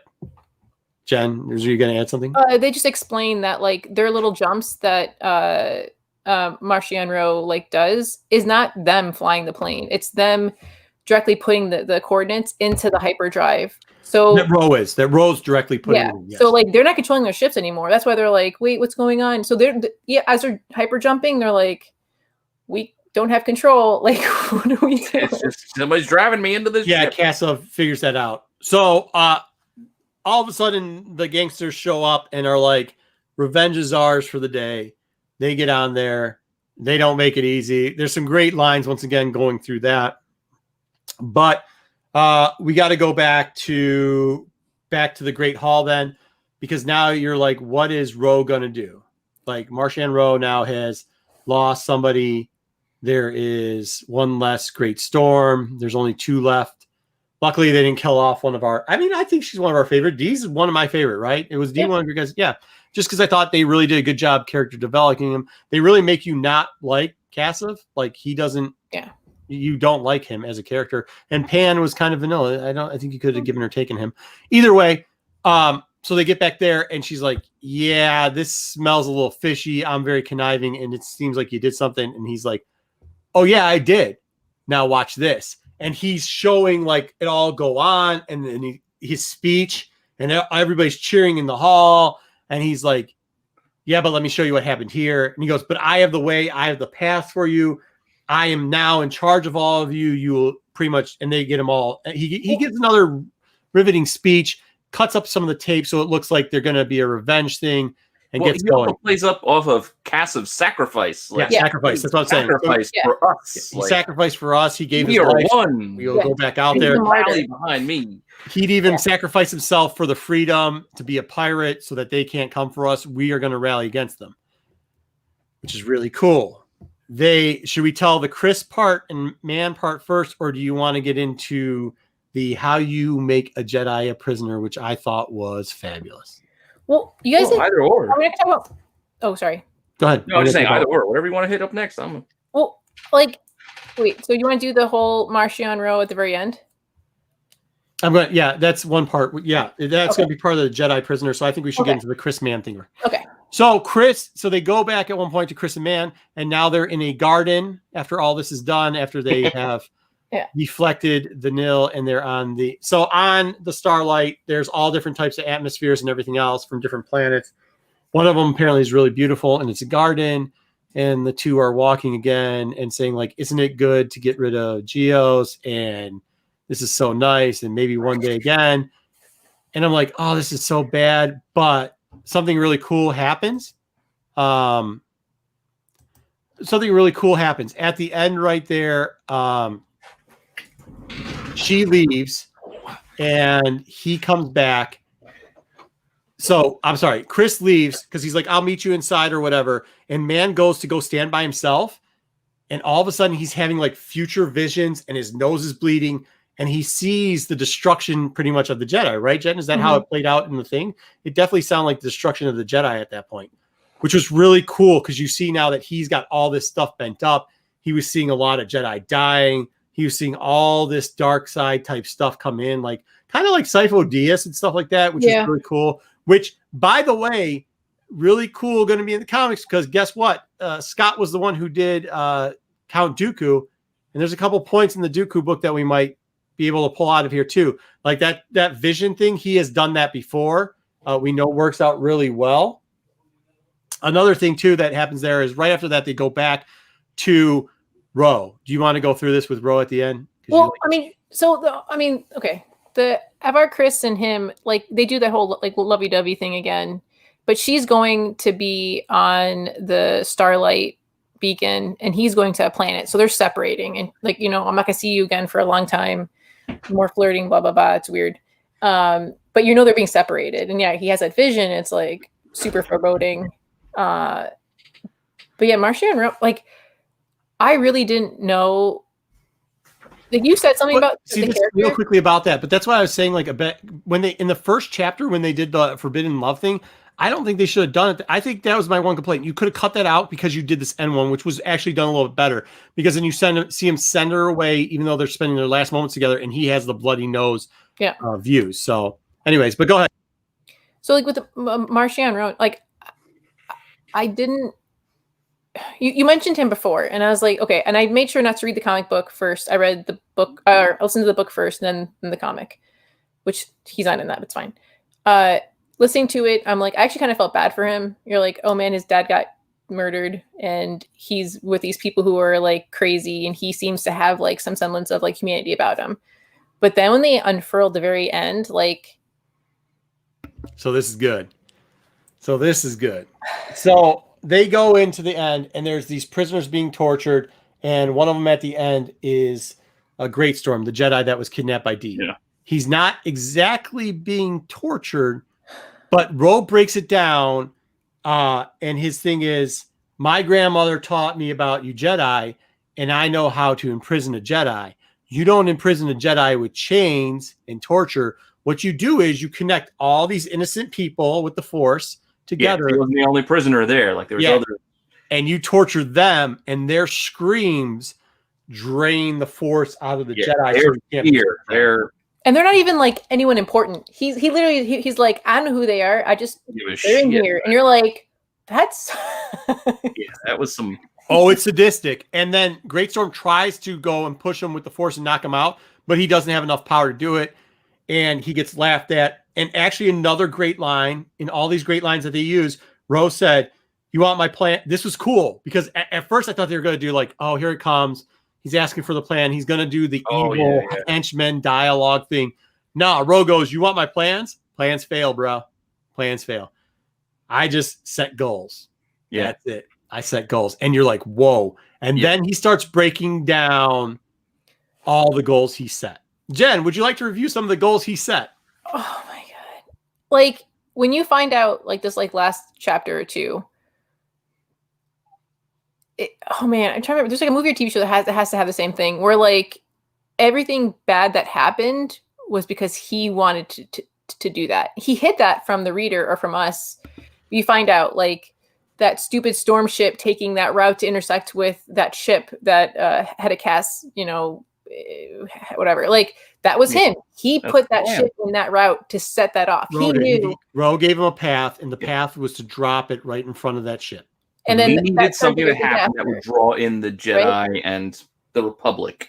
And we didn't talk about the ship broke off into like a highway broke off into different parts. So other systems were in jeopardy and like dying and whatever. So it's a big, like he started his whole entire book from the very beginning, and you're like, holy moly, like he was okay with like Lorna Dee going and like sacrificing some of her people or whatever to make her look like a weaker leader in front of her own like army. Yeah, and she asked him, "Why did you send me do this?" Like, why would you send me to do this if it wasn't that important? And Yeah. So him and D are having a I conversation. needed you to fail. Like, Yeah. I So needed he your actually people to see you fail. Yeah, he actually called. He was the voice that was the concerned citizen that called the Jedi to send That's the Jedi. right, yeah. So he played this weak part, like I'm scared of the Jedi, I'm scared of the Republic, and all he was doing was setting people up because he thought Kassav killed his dad. He set Kassav up. He set Kassav up a couple ways. He knew that he gave him the wrong path, and how you played out in the book and probably audibly was that Kassav screwed up and he missed the thing coming out of hyperspace would hit the planet. That's he also true. Said he didn't care if Kassav actually was the one who killed his dad. Yeah. I think you did, but even if you didn't, I don't care. Yeah, he doesn't like him, so he got rid of him. He just needed to because he could use him for the sacrifice for the speech. All this was all planned. So he went from somebody in the beginning, and they did a very good job of this. He took the lightsaber and killed the dad that survived. Yeah. Oh, yeah. That was one of the things that made the guy weak, and that's when Great Storm went to try to throw him, and he couldn't do it. Oh, you think he's important? And he took the lightsaber of the Jedi and just like killed him right there. And you're like, what? I thought he was for ransom. And you're like, nope. No, he's he is a great bad character because he doesn't care, and he was scheming this whole time. And Dee understands it, and she's sticking around with him. I'm not sure how much this played out with Dan. But you don't think he's like, I need you. I need to. You still have uses, right? Yeah. And so she's kind of like I don't see. What are you gonna do? Where are you gonna go? Yeah, your crew already sees you can fail. They're not gonna believe you if you say, "Hey, let's bounce." They're not gonna follow you now. Like, but this is why I think he's playing that up, and I'll tell you in a minute because we'll get into it. But so he does that. He goes through all that. He set up all those plans and motions. He made sure that the path wasn't there for that. He made sure that he called in the Jedi thing to make D fail. Everything he's done has done it. He also, one of the reasons why he attacked the Hetzel Prime system was because he wanted Becca, the curing agent, so that he could keep the lady. The woman. I thought that was more of a happy accident once he found out about it. I don't know. We'll see. I'm not thinking anything's an accident after they pulled that with us because it seemed like it was all happy accidents. Oh, good thing I didn't destroy that. Yeah, I'm not playing with that. But then he ends up pulling out. It plays into his plan. Well, not his plan. His statement, like you said, like he doesn't have plans. He has goals. And there's a number of different ways you can get to achieve a goal. So, hey, I just play with what's in front of me. Yeah. So then comes up the big question, right? Jen, what's the question at the end? Because he shows something at the end, and everybody, both of you were like, "Can we talk about this?" I wanted to draw it so bad, and I still haven't gotten a chance. I think I'm just gonna buy the book so I can like take the descriptions and like sketch it out. But there's a purple something on like on a staff or something. Yep. So how I understand it, I think it's a Sith artifact. How they review back and how they're, how the great war has been incurred before. They brought that up before. How they dropped a couple other things. There was a staff before that was a Sith artifact, but it was purple at the top, kind of, and everything else. I think it's something similar. There's a lot of purple artifacts, usually Sith related. I think this is kind of a new one. I did kind of go back and do some combing through some of the stuff that Soul had done before in comics. I didn't really see anything that had it before, but I feel like that's the corrupting force, right? Like that's the Sith artifact that he's going to use. He's already corrupted by the dark side. And that's where I think D is important, because even if it isn't, it's only 400 years. So they do have 1 and 2, right? Bane's already been there. There is the rule of 2. There's going to have to be a Sith and apprentice at this point, right? And I think that's kind of where this starts to play into it. There's some other interesting factors that get played into this too. When we don't need this. We haven't been using we don't need that. When Calvin Scott wrote Dooku, that was Dooku the Lost Jedi. He actually brings up a character. I texted you guys, and I didn't even remember what the character's name is. And this is why I was texting you the name, because I was like, man, I think he brought up the High Republic in that book, and he did. There was a character in that book that was known, who was a Jedi, who was a Padawan, who would go through the libraries, and because of a dark side artifact, he pretty much turned dark and turned into, a character. That character's, I think this has something exact. You can't have the same writer and have put that into a book right around the planning time when they started to do the Illuminary thing and say like that doesn't have a play out. So I think that's what it is. I think it's a new Sith artifact that we're going to see. It's going to corrupt him. He's going to do a 2-part system. He's going to lead that in. Does he need corrupting? Well, so I think it's already corrupted him. I think that's part of it. I think mean, he probably was weak, and he started getting into the corruption, and that's what really started getting into his corruption. Because he said that like the artifact and the Jedi both led to his family's downfall. And you're like, okay. Well, okay. So what that is I think because the Jedi went to get that Sith artifact, because they got something called the Bowden Room, which was from the High Republic era, where they would go around and try to. So the Jedi were going and picking up all these Sith artifacts, thinking that the Sith, if they got all these artifacts, they wouldn't corrupt people, and the Sith, you wouldn't get new Siths. That's the theory behind it. Is like if you have them locked up, that there's no Sith artifacts out there, there's nothing that will turn them to the dark side. It's like almost like a holocron. There's no holocrons to do it, kind of the Ezra thing that you did with Darth Maul. So I have a feeling that was what they were going for, and at that point when they were going for that, they got in a war with Sith. Obviously, you don't see the war till the Jedi come down to grab something that wasn't affecting them, and it ended up killing his whole planet and people that he loved. And of course, him and his dad obviously took off with that. Yeah.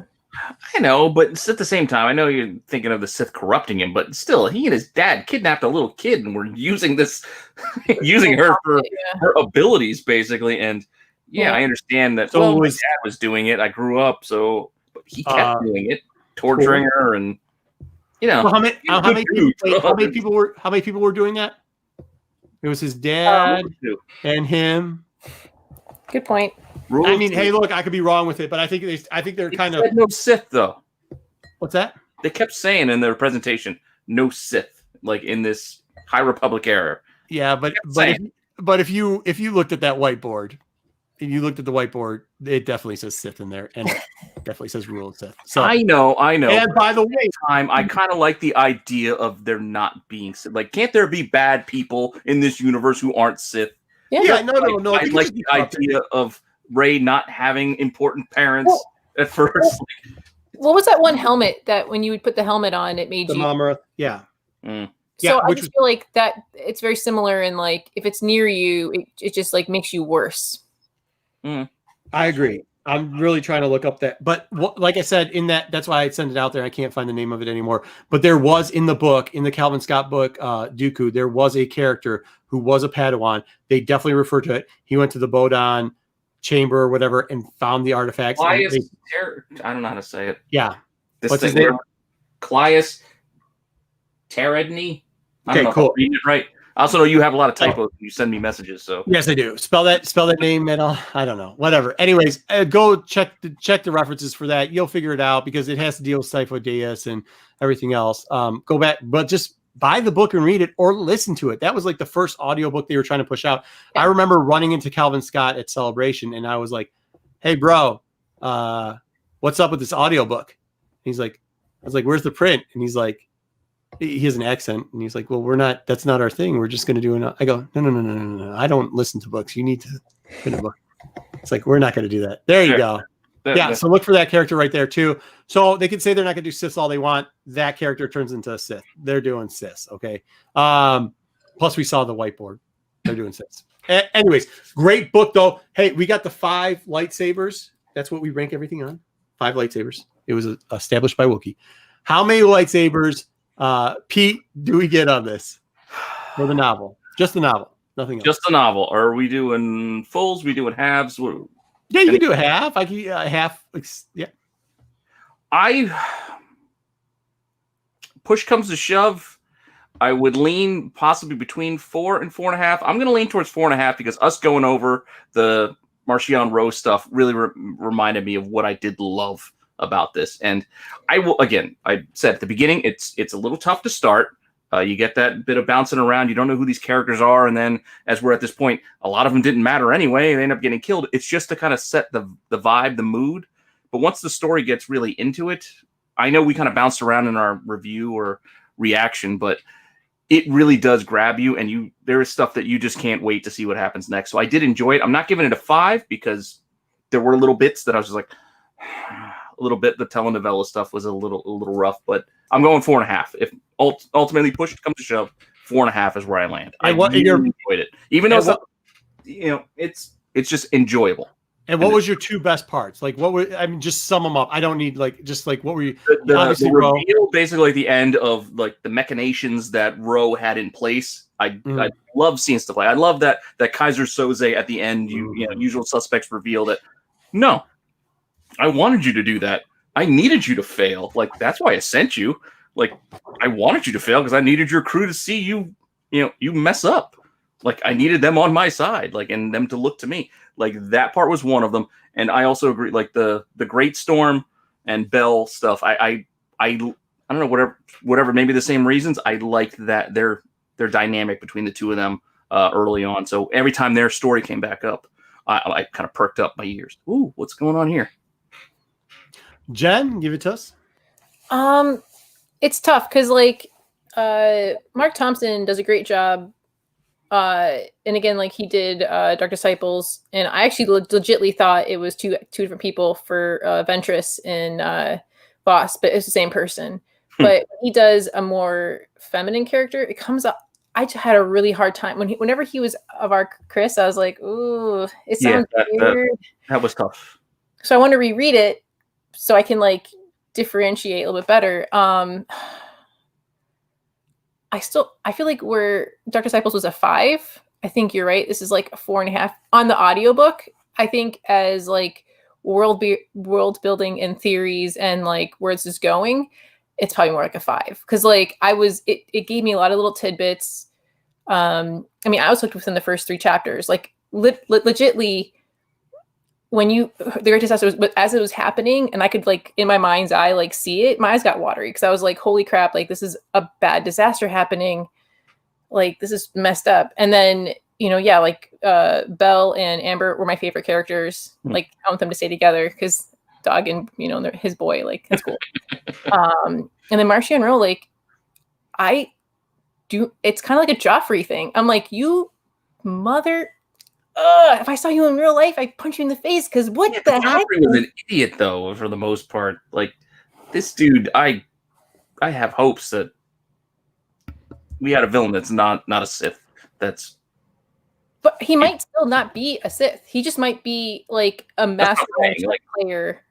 He might eventually be. I have a feeling that the Sith might go somewhere. I think D has something to do with it too. I don't think she's a character that's going anywhere. I just think like you already know that one of them has been referred to in fandom. Not technically, they just said that he was corrupted by the dark side, kicked out of the Jedi Force. So you assume that eventually towards the end, he's gonna be a Sith. Also, I think that's what kind of helped because they kind of set up D as like this quiet, stealthy, like badass that you don't want to mess with. But then to see that she got one up by this guy helped bring him up higher because he got one over on her. So did you feel like she's done? Let me give the rankings, and then let me give the rankings. We'll go back to that. But don't you feel, and just think about this, and we can talk about it later. Don't you think she's kind of like the Aja Ventress character? I see that. Like, I like her character a lot. Like her ship when they described it out. And I know you don't like Star Trek, but like, what's that? I've never heard of it before. That cloaking technology, like that her ship had, I thought was like brilliant. And she even knew as she's in this battle, she's like, "Oh, the more I fire, they're gonna find out where I am." So she's smart. I just hope that she has the ship named after herself. Yeah, she did name the ship after herself. She's cocky as all hell. So this is it. Obviously, this is one of my favorite. I've been talking about these characters before, anyways. And this is actually out of that Kylo Ren book. I did pull it there. So this is where they were staying. They're staying at this outpost, which is kind of interesting because actually that's where Luke goes in and end up fighting the Ren and everything like that in that book, if you recall correctly. But that is this. Do we have all the characters in the group and any of our? That's this group right here. Mm-hmm. I love this group. Every single one of them was great. It started out great when it was just Loden Great Storm and Bell. How they explained Amber was cool of the attachment thing. I thought that was really cool because now they can use that, which is very interesting. How you can have attachments that aren't attachments. How they were kind of by themselves. Porter. I mean, come on. I mean, he's gonna die, right? We know he's gonna die, but he's gonna take a lot of bleepers with him, man. He's gonna take a lot of them out, dude. And I can't wait. Because he's the John Wick of Jedis, man. He's crazy, dude. I love him. And would you like it if they like put like in one of the comics like a Porter recipe? No. Yeah, but I I would think make it's like, like a stew. Where are you gonna get 9 different types of 9 eggs? different types of eggs, and the eggs that he was using were weird. But sure, if it works and people are excited about anything to make that character stay around for a while, I'm okay, because I know it's a short end for him. Like he's not long off. The part where Bell actually believes that Greatstorm is still alive, very cool. Even though Stokes is his new person, he gets promoted. Everything else, they pushed up a lot of these guys too to go out there, but you know that's going to be something too. Yeah, where he was like, I'm not taking I can't take my rights to become a knight without my master. Like that. Stokes becomes the master. I'm giving it 4.5. I'm going to throw out some questions then real quickly. Okay. What happens if Bell turns to the dark side? No. Why would you? Well, I don't see the groundwork for any of that. Because you don't see anything like that. He does not believe that Greatstorm is dead. Well, right? He doesn't believe it. He's going to pull Ahsoka with remember when Ahsoka didn't believe that Plo Koon was gone and just like went after him? Right? Right. But that's an easy way. You don't think that's a setup? You don't think that Ro is setting it up? I think that Greatstorm's going to turn.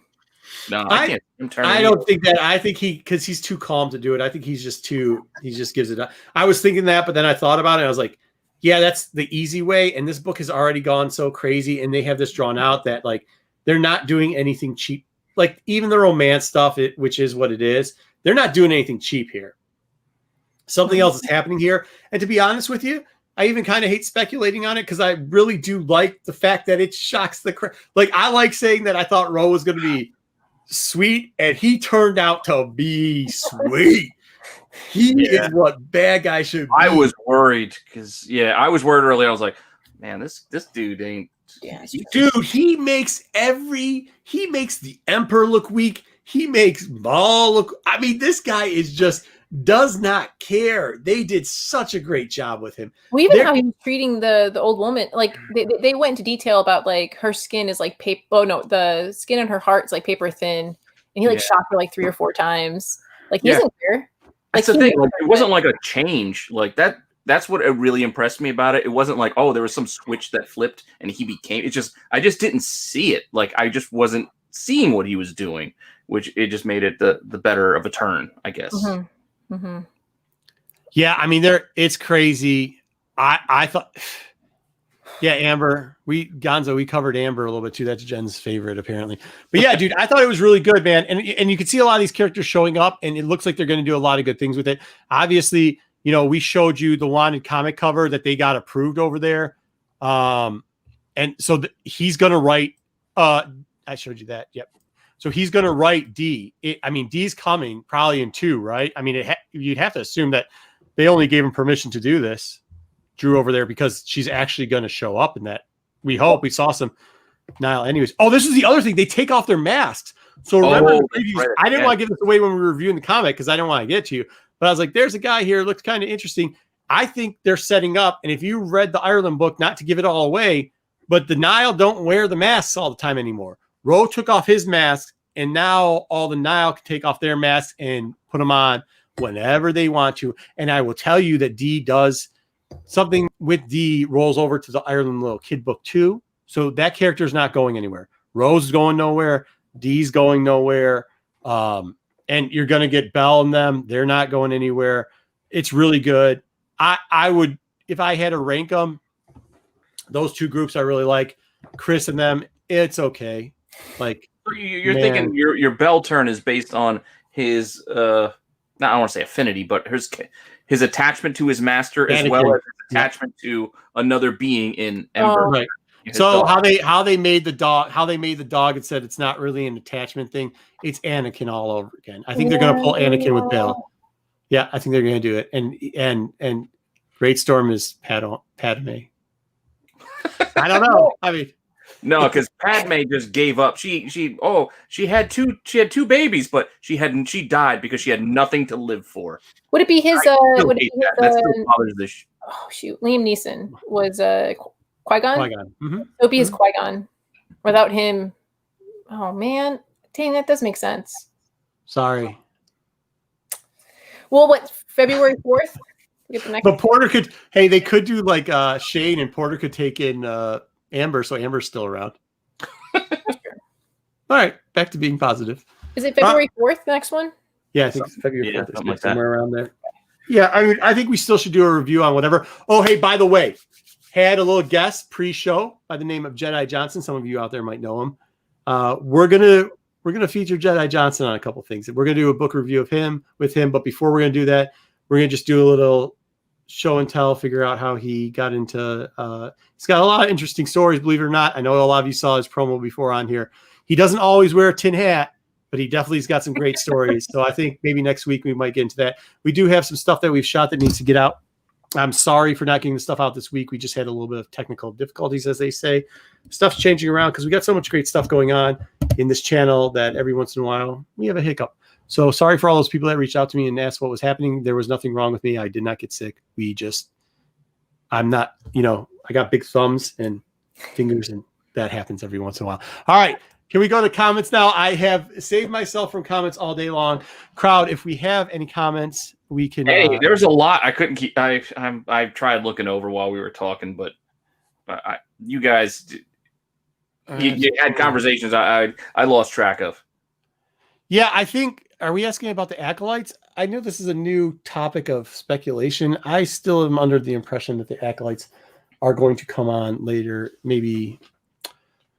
We'll see. I mean, we'll see where the acolytes come into play, but I think there's a lot of other stuff that played into the facts there that might not be in this timeline here for the acolytes. But we'll see. I mean, acolytes. Yeah, I don't know. Personally, I don't think the acolytes is going to tie to anything we already know. I feel like it's an opportunity for them to just start something new. Why would they? Yeah. Maybe it might tie in a little bit to some of the stuff, but if you do, I think the only way you're going to get acolytes is if you get corrupted by the purple thing, and if you do that, If you do that, I mean, it could be a lot of different people there. I can't read these that much. My eyes are tore. Okay. Anybody have any good questions? Fingers crossed. Here's a question for you. Is a great starting point on Star Wars? Is this? Yes. I think it is. I actually do. I think this is going to listen. I don't just do comics and stuff. Obviously, I kind of keep that's why I hang out at LCSs and everything else. I'm also in other chat boards that aren't speculative based, or a lot of stuff that gets put on this channel. And there are people who are thoroughly fan bases, Star Wars fan bases, that people are thoroughly excited about everything about this new era. Like, believe it or not, it's not just the original 3 that they didn't like. They don't actually like the incorporation of like going back and grabbing so much of the old story. They want new material. They have been thirsting for new material for a very long time. That is the one comment you hear at Celebration when they're like, oh, cool. Yeah, it's good. They're bringing some of the legacy stuff back, but they are like, we want new stuff. We want new stories. And this is a new story and done well. I would be surprised if you actually don't even take our review, by the way. Like, I know we're on the interwebs. It's really easy, but go read it or listen to the book. Spend 13 and a half hours listening to it, read it, do whatever you want to, take a bath. You're good. But if you have a commute, listen to it on the commute. If you don't have a commute, do it while you're doing dishes or doing laundry. Like, if you don't have Amazon Prime, Audible by itself gives you a free 1 book 30-day trial. If you have Amazon Prime, first time using Audible, you get 2 books. Like, it's free. If you can check it out on Audible for 1 or through Prime, get 2 books. Like, it's free. Like, and they'll hit you up with that free offer a couple of times. It's not a one-time deal. They'll come back around and offer you free again. So nice. Or here, how about this one? You can go buy something. It's called a novel. It's like this. It's got little pages. Now, listen, there's not a lot of pictures. I got an attention span like a. Not a lot of pictures. You know how Marco loves his picture books, but listen, it's still good to read. It really is. It's a good read. I can't even read picture books anymore these days. I don't got time. And you told me, Marco, at Target, if you go to Target, it's like $20-something, but then 30% off of that. So it's like $14, $15 at Target right now. Oh, nice. Yeah, anything that comes out new, it's kind of probably going to get to the end of that if you can still find it. A lot of stuff sold out there at Target. Also, too, go out there and look at these for when they start reprinting them. I know they're harder and harder to get because for some reason, everybody likes to bag and try to slab everything, even if it's got first appearance of stickers. First up there, true first right there, I guess. Stickers. Hey, you joke when I showed my son that book and he was a good. He goes, oh, stickers! I was like, don't take any of those out. Oh no, that's why I bought multiple copies because I let my kids already sticker everything up. They like some of the characters already. They bought the one. Don't take the stickers. They really like it. So but yeah, so somebody will probably be slamming that soon, claiming it's a first of something because it came out during whatever. But that's their business. When they push them back out, because they will print more of them, grab them. They're really cool, and especially it. Like I said, I mean, I read to my kids and it was kind of cool because they're like, Dad, there's no pictures in your book. And I said, but I've got something for you. And then we read that. Really cool. Nice. Kev's Collectibles. Kev, hey, what's going on? We got Kevin there. We got Eric. We got JJ. A lot of the usual suspects. We got a couple more. Oh, Gonzo showed up. Sandoval. And I know it was like 2.5 hours, but it's better than 13.5. Yeah, it is. We broke it down a little bit better. It is very funny that we that a lot of these guys, I don't know how they did it. I had a con this morning that I went to, and is my eye bloodshot? It looks like it. I went to a con this morning, did MCM last night, and still made this. And a lot of the guys are still here. That's really cool to see. Once again, too, if you want to go get some of those variant covers, I know that there's that cool 1-for-1 that Ben C over there at CBSI is doing. That's sold out. I talked to him. That is. I do know that Wanted Comics, go to wantedcomics.com. Is that where it is? Look, I didn't even know. I think so, but I don't think that one for issue 2. I think it isn't yet. That's why I'm gonna lay into it. It's not out yet, and the prices. Like I haven't looked at. I'm not a big store variant guy. I remember when we were looking over these and people were asking my opinions. I was like, "Who does that one?" And they're like, "This Wanted Comics." I was like, "That's pretty cool," because he's got on his first one, and I think he's still got some of these left. He had this right here, which I thought was cool. Like I'm all things Nihil, dude. They're just such cool characters. They are. I begged everybody at the channel, and they told me like, no, we're not giving it to you. We're giving it to people away. So I think they gave some of these away. Did they give them away, or did they keep them for themselves? I didn't follow it after that. I've been trying to go on other people's shows to try to. Yeah, some of these have been given away. I think make comments so I could win them, and I wouldn't. That's honestly, the thing. That dude from the comic from the first issue, like. Scared. You see him at the end of the book, and he's missing his arm, and he's kind of salty about it. Yeah, really cool. And he's gonna get into it with them. And then like this one right here, I think they're doing something pretty cool. He announced here. You know what? Don't we have his little? I gotta tell you, dude. I call this guy up too, because I was like, hey, look, I don't usually talk about other people's books. I'm just gonna tell you, gonna talk about your book. Because I really do. I think it was really cool that you revealed that this is characters coming, and it's kind of something we've been thinking and everything. Oh, I circled it right there where they said, what does he say here? He says that it's the number 2 Wanted Comics with an X exclusive, cover by Will Slinley, the guy who does Kylo Ren. He's cool, man. Yeah, he's the guy that did the Kylo Ren books that were really popular. Actually, Ava Chris was in one of those books. Also, he did Galaxy's Edge's covers too. How did I know that? I don't know, but I remember weird things. Cover, but Calvin Scott does the interior art is done by Andito, which is really nice. I am enjoying the interior art here, featuring this. Tuesday, January 21st. So that's in a couple days here, is it not? At 12 Eastern. Thursday. You can start ordering these then, I guess. That's how that works. I don't know. I will tell you this. Don't be surprised if you see me try to give a couple of these away. I think I'm going to try to get there on the 21st to order a couple.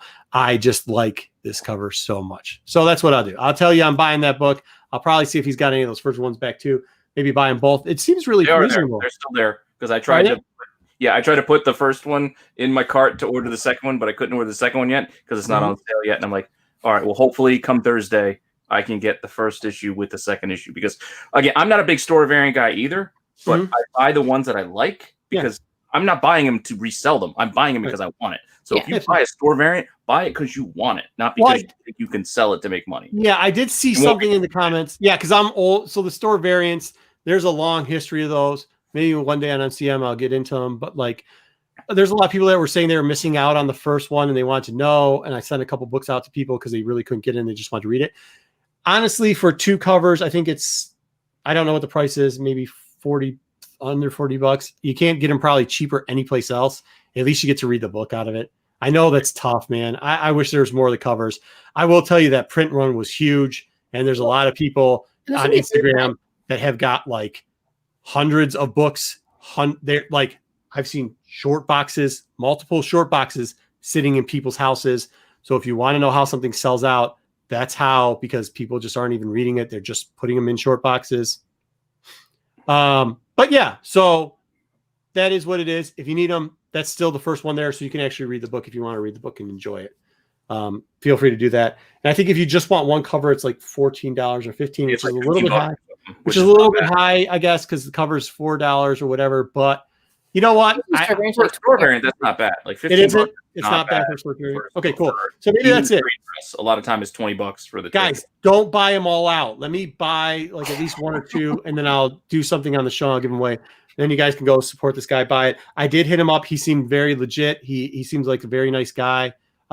He actually is a fan of our show. He creeps our show, I think. I don't know if I've ever seen him in the comments before, but he said something in there. I was like, introduce myself. I do the show and everything else. And he said, oh, yeah. And then did some deep cut on it. And I was like, oh, he actually watches the show, which is kind of cool. So, hey, any fan of mine, I'm going to be a fan of his. So that's that. What else do we got? Did anybody else ask anything? Where is this? I have 5 copies of the High Republic. Okay, cool. Are you reading all of those? Where is this? The variants? Yeah, the variants are at Wanted Comics, COMIX.com, right, Pete? Yep. Wanted Comics.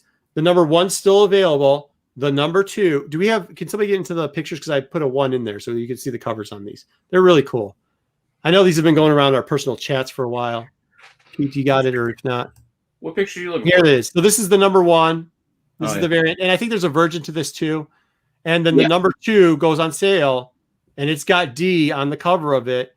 The only other time we have seen her is on the 1 in 10, which, we've been talking that book up and said it might be special.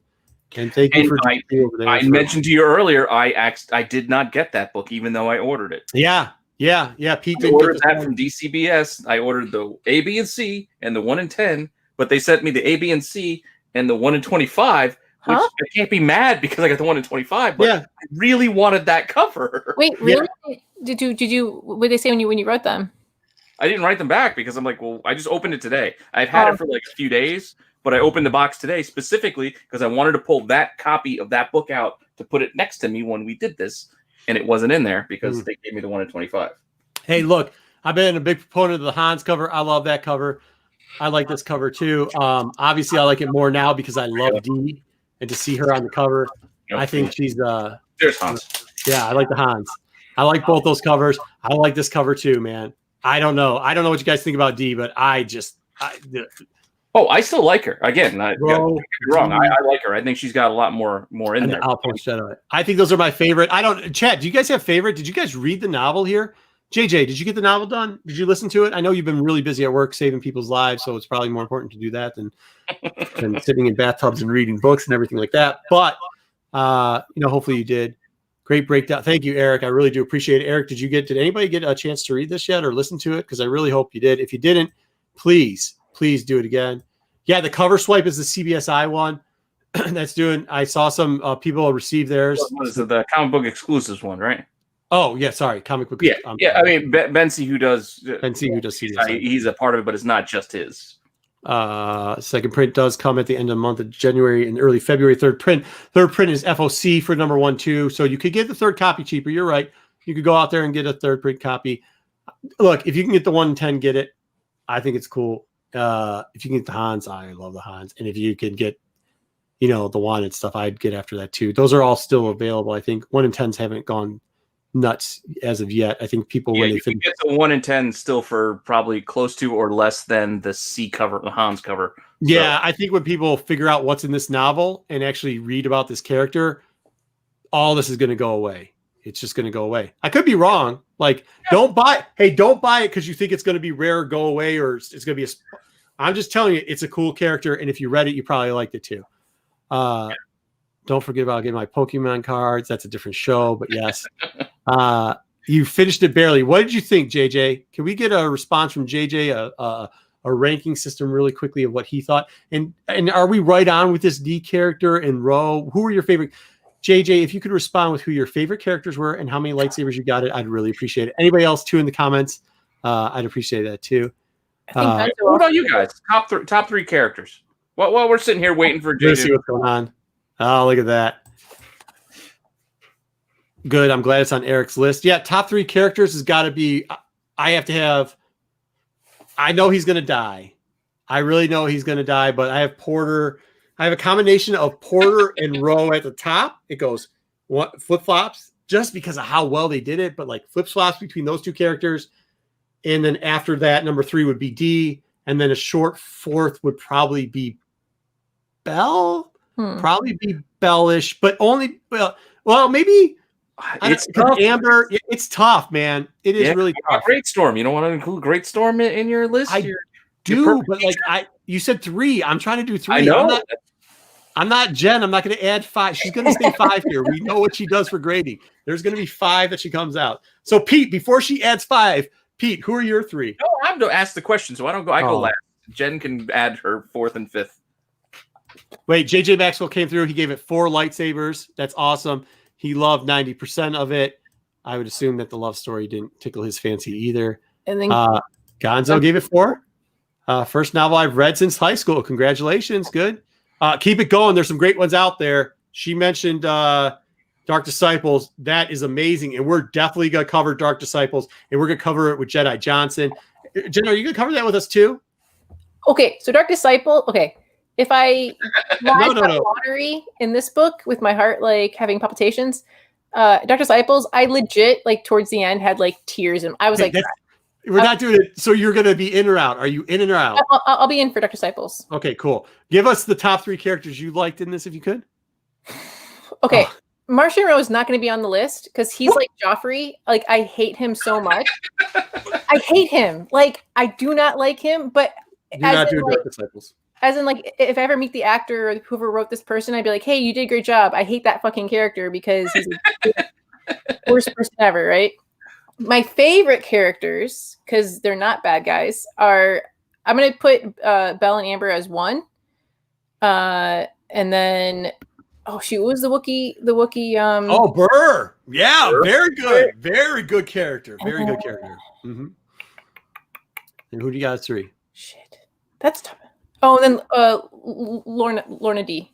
Lorna D. This Jen, if you don't know her very well, does not drop profanity regularly. She is not like the potty mouth that I am. So to see how emotionally attached she is to this novel, it means that it is a good novel. JJ put in his so that we can hit his up real quickly. He said Bell Port A. I can't disagree. That's a good way to go too. I kind of want to have the Outpost as 1, but I didn't want to pull a Jen. And now that she only did 3, I'm going to revisit it. The Outpost is number 1. So all those characters, the Outpost, that moves Ro to number 2.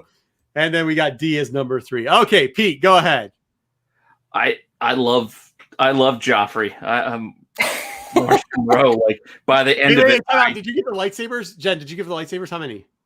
Oh, I said if just Dark Disciples is a 5, I'll have to make this 4.5. Oh, cool. All right. Wow. She went 4.5, but as world building, it was a 5. Excellent. Sorry, I was trying to read 2 things at once. It's hard for me. Pete, go ahead. Sorry for cutting you off. Give it to me. It's all right. No, I had to go with, like I said, Joffrey is my number. Marchion Ro at the end. By the time the end rolled around, I was sold. So I had to go with him 1. But then I'm probably going to go 2 on the light side for 2 and 3. I don't know if who I want to put in front, but I liked both Porter and I also did like Great Storm. I enjoyed Bell. He was close, but I went with the Master over the Impressionists in that instance. See, I think I like Ro so much because I don't see him as. I want to just take Joffrey, punch him in his face, throw him out. Castle done. You're gone. Plus, you're an inbred. Where I see Ro is like, you might hate Kevin Spacey, the actor, now for his personal stuff, but like the character of Kaiser Sose. Yeah. And that's where I'm like, wow, he really is the Kaiser Sose, and I really enjoy that character. Ended up being like the manipulator Joker that you don't expect. So many people, like thousands of people died. If they wrote the Joker like that, Batman would be a book that would be acceptable to read. JJ says the love story reminded me of pointless side trip we took in The Last Jedi to the casino. Yeah. Showing the characters. I think that's kind of appropriate because I actually Canto Bright, if you just did the one part where they were both sides by the ships, and that was the whole point, you could have got rid of the whole DJ thing and everything else. Yeah. Just like with this love story, you could have cut out the first chapter of that and just done it in the back end. I think that DJ just should have been Hondo, but anyway. Yeah, too. What else do we got? What's the okay? So we refer to him as Burr, Burr, because that's kind of how they did it in the story. They shortened his name real quickly. Pete, you can go back and pull up his full name. It's Burr something. And what's really weird is in the promo art they spell his name forward and then backwards. Yeah. Which I think is just something they were doing. I don't think that's his actual last name. Okay, Gonzo gave us his 3 real quickly. Porter, D, and Ro in that order, which is good. I mean, it keeps Ro, like you can see the personalities too. It's Buryaga. Oh, hey. So speaking of the man I was talking about, he does watch because this is him, right? This is the wanted comics guy, Drew, right? That's him. Hey, Drew, how you doing, man? Thanks for tuning in. Thanks for being a fan. Like your books, by the way, just in case you didn't hear it. I do enjoy them. They look really cool. What did you say his name was, Pete, the Wookiee? Buryaga.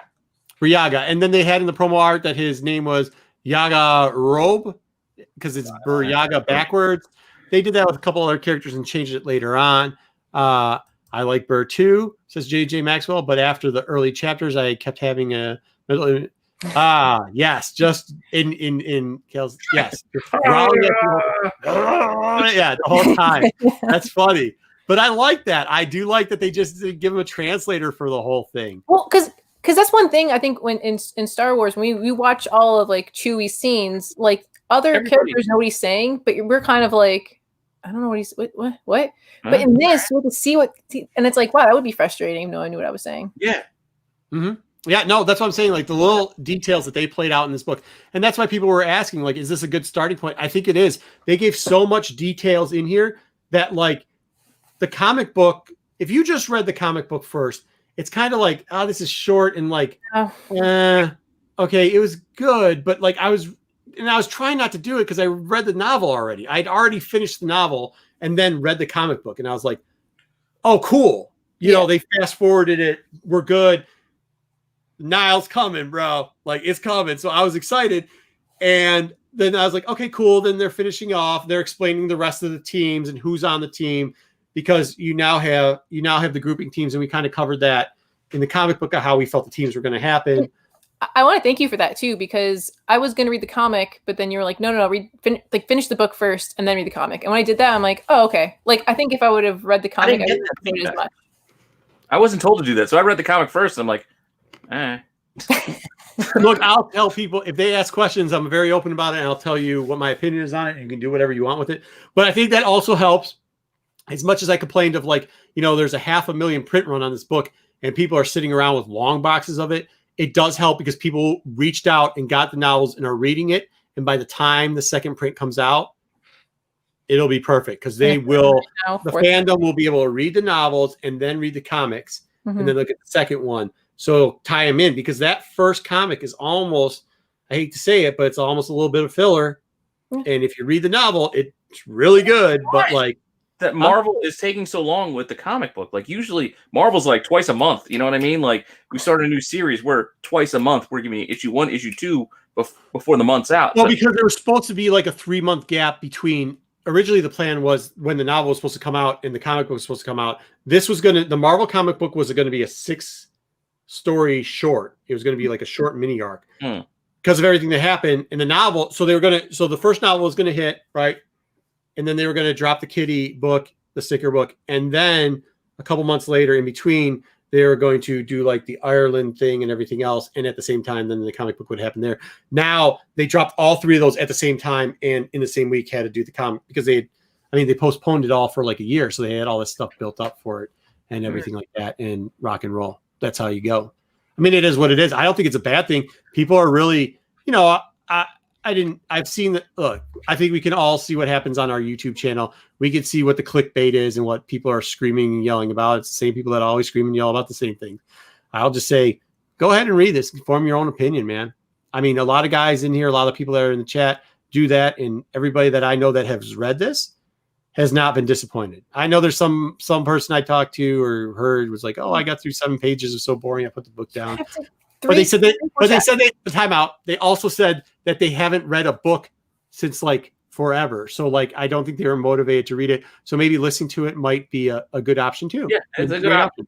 I can't read a book. I don't have the attention span to probably sit and read a book within a month.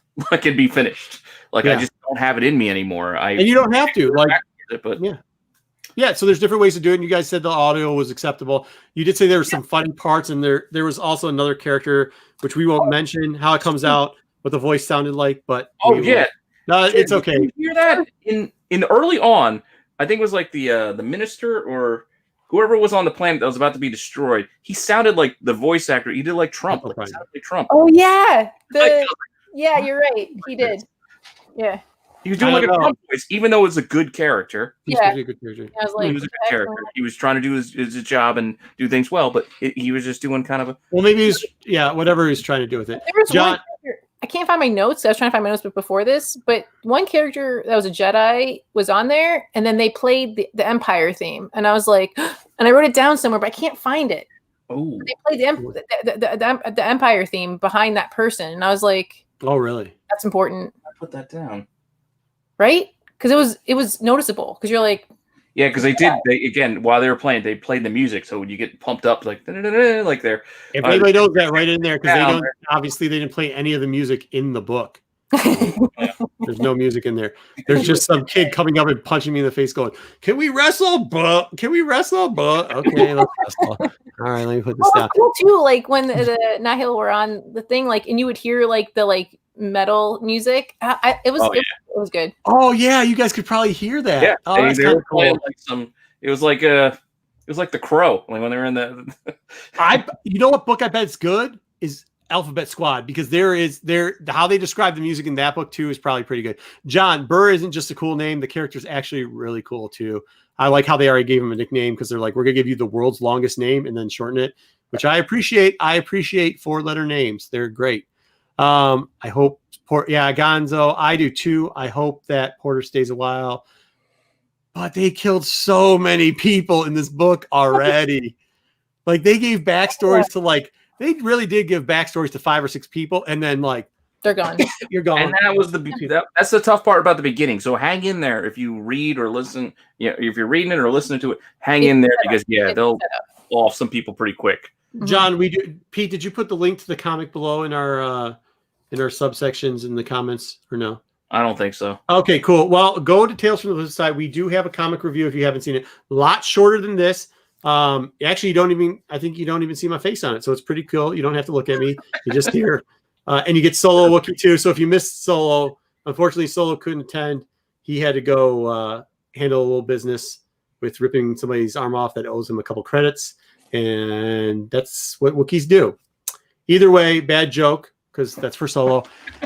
He's not here because he didn't read the book. That's what happened. He didn't read the novel. We didn't want to spoil it for him. But yeah, go read that. The comic I thought was good. I think the hope on the comic after the novel is better. I think the scenes that they show at the end, because I knew, and Jen knew, she's shaking her head, when you see Scare, you knew he didn't have a hand. You're like, cool. They didn't just give him a hand back.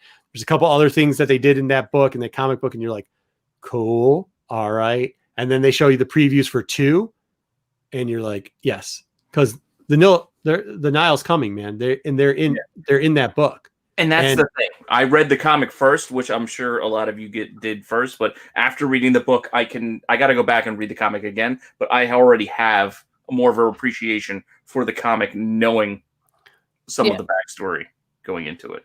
The Padawan beats the Jedi Master. Is he talking about when what's her name in the comic, when they're just sparring and he's letting her beat her with one arm? Yeah. Okay. Yeah, there's a lot of books and a lot of stories that a lot of Jedi Padawans beat a lot of masters in throughout the universe of. That's not a new thing to the world of Star Wars. You can get the book again, what, like $15, or you can get the Audible, you can sign up for like $15. So yeah, after doing the Audible, I'm still gonna go buy the book from Target, because I just want to be able to read, because that's the thing, when you're listening to it in the car driving, you're like, oh, that's important, I want to write it down. Yeah. And you're like, you can't go back to anything. That was the toughest part of listening as opposed to reading. I couldn't just quickly look and say, what did I just look at? Yeah. What did I just hear? Who? Yeah. JJ says he thought the comic was just all right. Yeah. I mean, it was, but that's what I'm saying. It's all right. It wasn't bad by any stretch of the imagination. And like I said, to see. I would really want to see some reviews because I know there's a lot of people that were. I posted in some of the Star Wars like actual fan groups, not the comic groups. Like, hey, just wait. There's a second print coming out, and gave them the date on that. And there's people that are like, cool, because the same advice I gave Jen, I gave them is like read the book first. It doesn't just. Some of them won't wait. They'll go to sites or whatever to read it, but hopefully some more people do. Gonzo, cool. What? I don't even remember what you won from the Christmas giveaway. There are still 2 people I know for sure waiting for it. Shannon Fisher, don't worry. I have it coming out to you. And the same with our friend, Darth Lopez. Your stuff is coming too, but I contact those 2 very closely. I don't remember what Gonzo won, but congratulations on that. It's good to see that the mail's finally getting to people. Good to see John wants to stick with it. Cool, John. Good. I'm glad you're sticking with it. It will be. I think it's going to pay off. I think that's next. I think once you start getting into 2, you're really going to see some cool parts that we're talking about here once they start introducing these characters. And remember this, they haven't even introduced the plant. So they've hinted at something. By the way, did you catch that in the novel? What? The Dara or whatever, they hinted at that the other big bad guy in this is that plant species. Oh. It's on Starlight. They've already hinted at it being on Starlight in the novel. It was like a one little. It was a blurb. Wink, knob. Yep, very, very good. So that's going to be cool. Glad to hear that John's in there. Looks like he's going to be a fan of it. Like that. Or that was one part of like the Starlight Beacon that Marchion Ro didn't like. He's like that the Emperor. What's her name again? The Chancellor. Yes. Like the Outer Rim is like Wild Wild West, right? That's you. I'm sorry, I couldn't hear. Like the Outer Rim is like the Wild Wild West, and then with this Starlight Beacon, it's going to make everyone like go outward along with the Jedi, and that's what got him upset. He's like, "Who are they coming into my territory?" Because right, but I think he wants to conquer. I think he has bigger plans. I think I think his part in the beginning was that he wants to conquer everything, anyways. Porter, yes, both JJ and Gonzo say that Porter needs an epic death. Yeah. I mean, with the lines they're giving this guy, he's got to have an epic death. I actually hope that I'm like 50-50, right? Like I kind of hope I get to see it through the funnies, but I also kind of hope because of the lines that they've been using in the books that maybe it shows up in the novel instead, because just, man, it'd be too good. It's going to be too good. I will tell you this. I think he's more of a novel guy.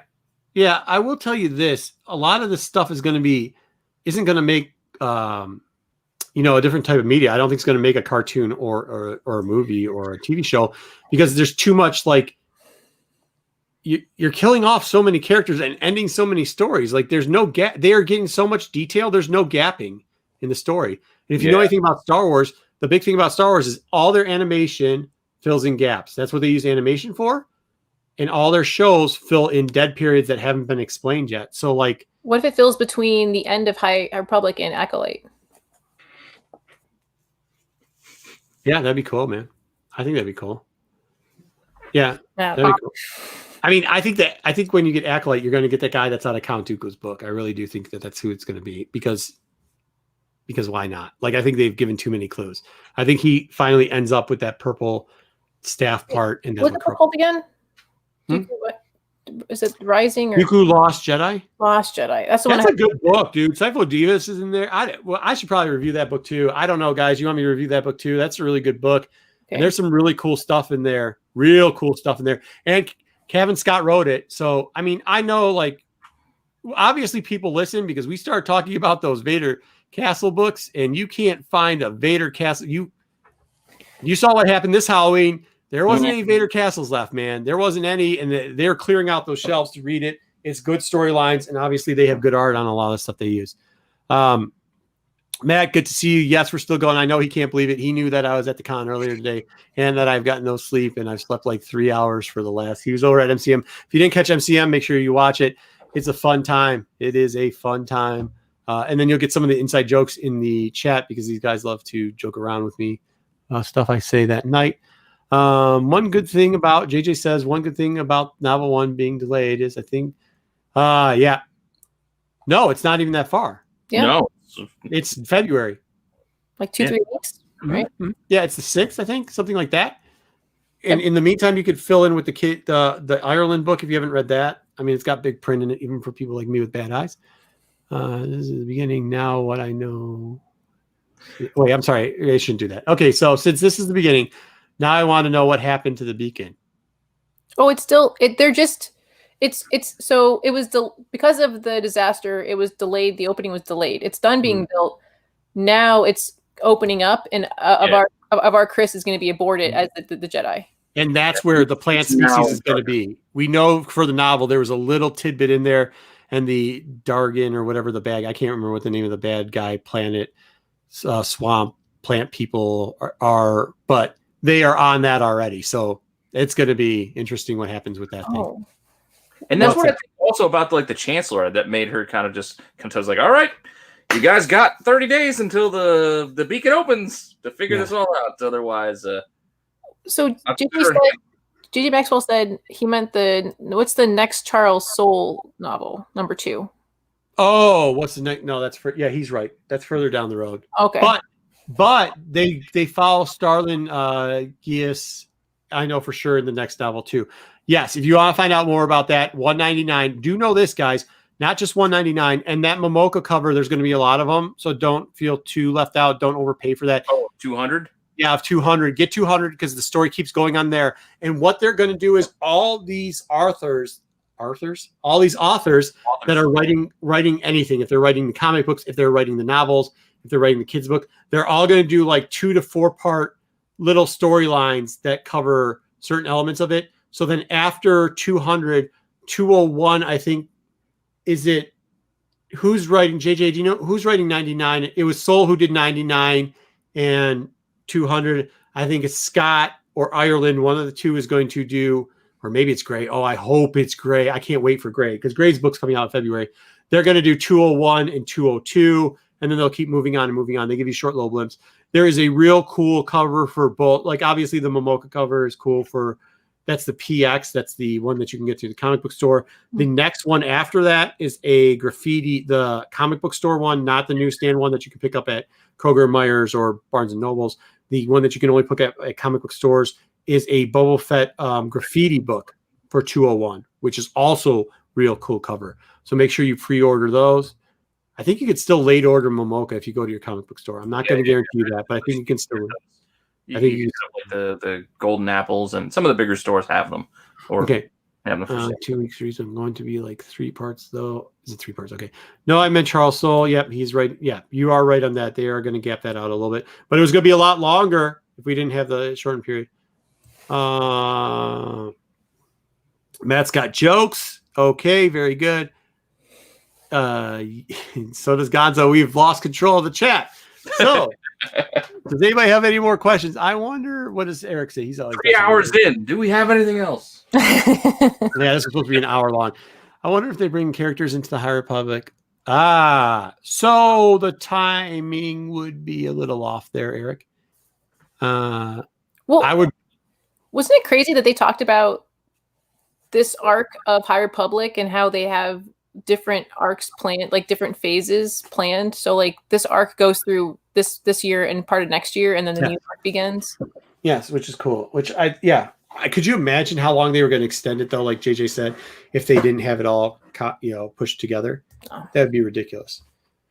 I would actually love though if the Acolytes was that. I would love if that was the Darth Bane story. That would be super cool, man. Oh, well, I could live with that because you can do that because it gets you into the Rule 2 and then you do the 1 Sith before that, and that would be super, super dope.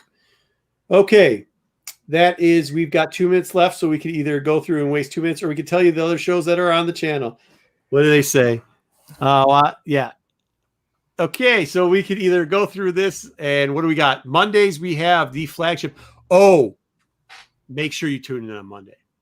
I'm just going to tell you, you're going to like it. Make sure you're ready to capture screenshots too, because McClay has got a surprise for everybody on Mondays. Tuesdays, we have got, hey, what do we got, Jen? Comic book women. Of course, we got comic book women on Tuesdays. Wednesday, I will be dropping a show. It will either be a tape show of some type of something, or I promise I'm putting a show together for you guys on Tuesday. We actually already have it loaded up, so I just got to have Leaky do that. We are covering, do we know what we're covering? It's long. Oh, we're covering Who Could Be the Hand of the Empire for a little sneak preview. we do look at the thumbnail. We're talking a little bit of Jade there and how she could play her new role in the current canon system, and also maybe a little Ezra. I think we throw a little Ezra there at the end. We also, Pete, what day are we doing it? You got the toy things coming out. What toy are we doing this week? Do you know yet or no? Oh, well, possibly we could be doing my Chinese release Darth Maul. We're going. Yeah. Okay, I got to go to the store tomorrow. Then I got to get the real one. No. I'm gonna get the real one. Yes. So me and Pete have had some great chats, and if everybody knows me and has heard this before, I love knockoff toys. Love them, and so. We've been diving into the Chinese market if we should buy Black Series figures from the Chinese market or not. We will give you the answer maybe this week, because Pete went out there and said, Marco, I got you covered. I'm buying these. So we have some Chinese may or may not be knocked off. I bought it in the box. I also got a loose one from John. Yeah, we don't know what's going on there. We hope that he doesn't start glowing from uranium, but we're going to eventually get that going on there. Thursday is, oh wait, don't forget Maximus. Maximus has got that Wednesday presser thing. So if you're a Wednesday warrior, he might have a new look on Wednesday. Do know this, everybody in chat. If Maximus doesn't have a new look on Wednesday, he welched on a bet. Not gonna say what the bet was. He just welched on a bet. Okay. So we have that. Oh, and in the morning, they're dropping, they're doubling you up. If you are a specker, if you need some spec help, if you need your game to be tighter, what was the thing? Dude, I got 8 kids. I'm not getting stainless steel. I have 3 fridges. You think I want to be wiping? Yeah, Jen's been. She's been to the spot. Am I lying? I got fridges all over the place. I don't want fingers all over that. But if you do, if you want fingerprints all over your fridges, watch those shows because they'll help you out with it. You got the prospective. I think they're doing that. My man, Steve Horn. Y'all, if you're lucky enough to talk to that man, I talk to him twice a week just so I can get my head right. He's really good. Make sure you're checking out that show. It's also got, do we use their real names or do we don't? I don't know what their nicknames are. I know who the actual guys are on that show. Good guys. Dollar Bin is one of them. Very nice guy. And then I want to say the other guy's name, so I'm not going to say his name. If you know, not short or long, that's his name. Okay, those guys, good. Watch their stuff. It's very good stuff over there. You might even get to see the fabulous Nico. I think he's on this show too. Either way, good stuff. They do a lot of good things over there. That is Wednesday. Thursday, we have. Do we have anything on Thursday? We might vintage sometimes. We'll put something on Thursday. We'll get something for you guys out there. I don't know. We'll get something on Thursday for you. If nothing else, maybe we'll do a Star Wars short. We have one ready. We were talking about doing Thursday, remember? Oh, we are Thursday. Yeah, we're dropping our stuff on Thursday. Yeah, you'll have a show. You'll have a Star Wars show. Maybe we'll do both. Friday, we have, I'm tired. Friday, I'm usually pretty good at this.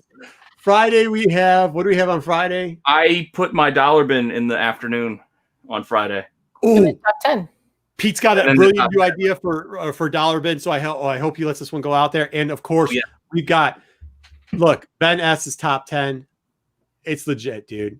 Go see if the book you sold this week made the top 10 list, because that's what I do. I make sure that my sales, at least you're going to see one of the books I sold on top 10.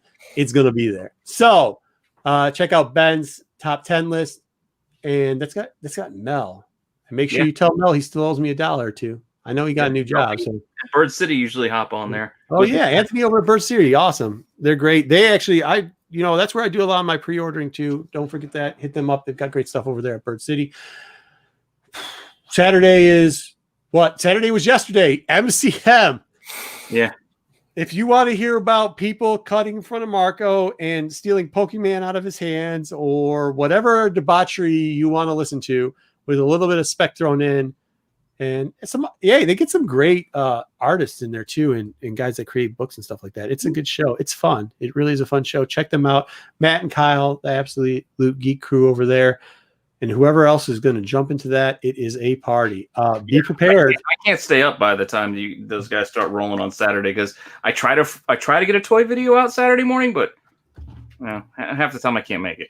Yeah, Godzo loves it. I will tell you this. Usually me and my wife sit down, chat. We have a nice dinner on Saturdays. and I'm usually a couple drinks in if I ever show up on that show. So you'll never know what I'll say on that show, but apparently people enjoy it. I enjoy it. So what else do we got? Yeah, Kev. Hey, Kev. I see Kev's out there. He's been commenting in there.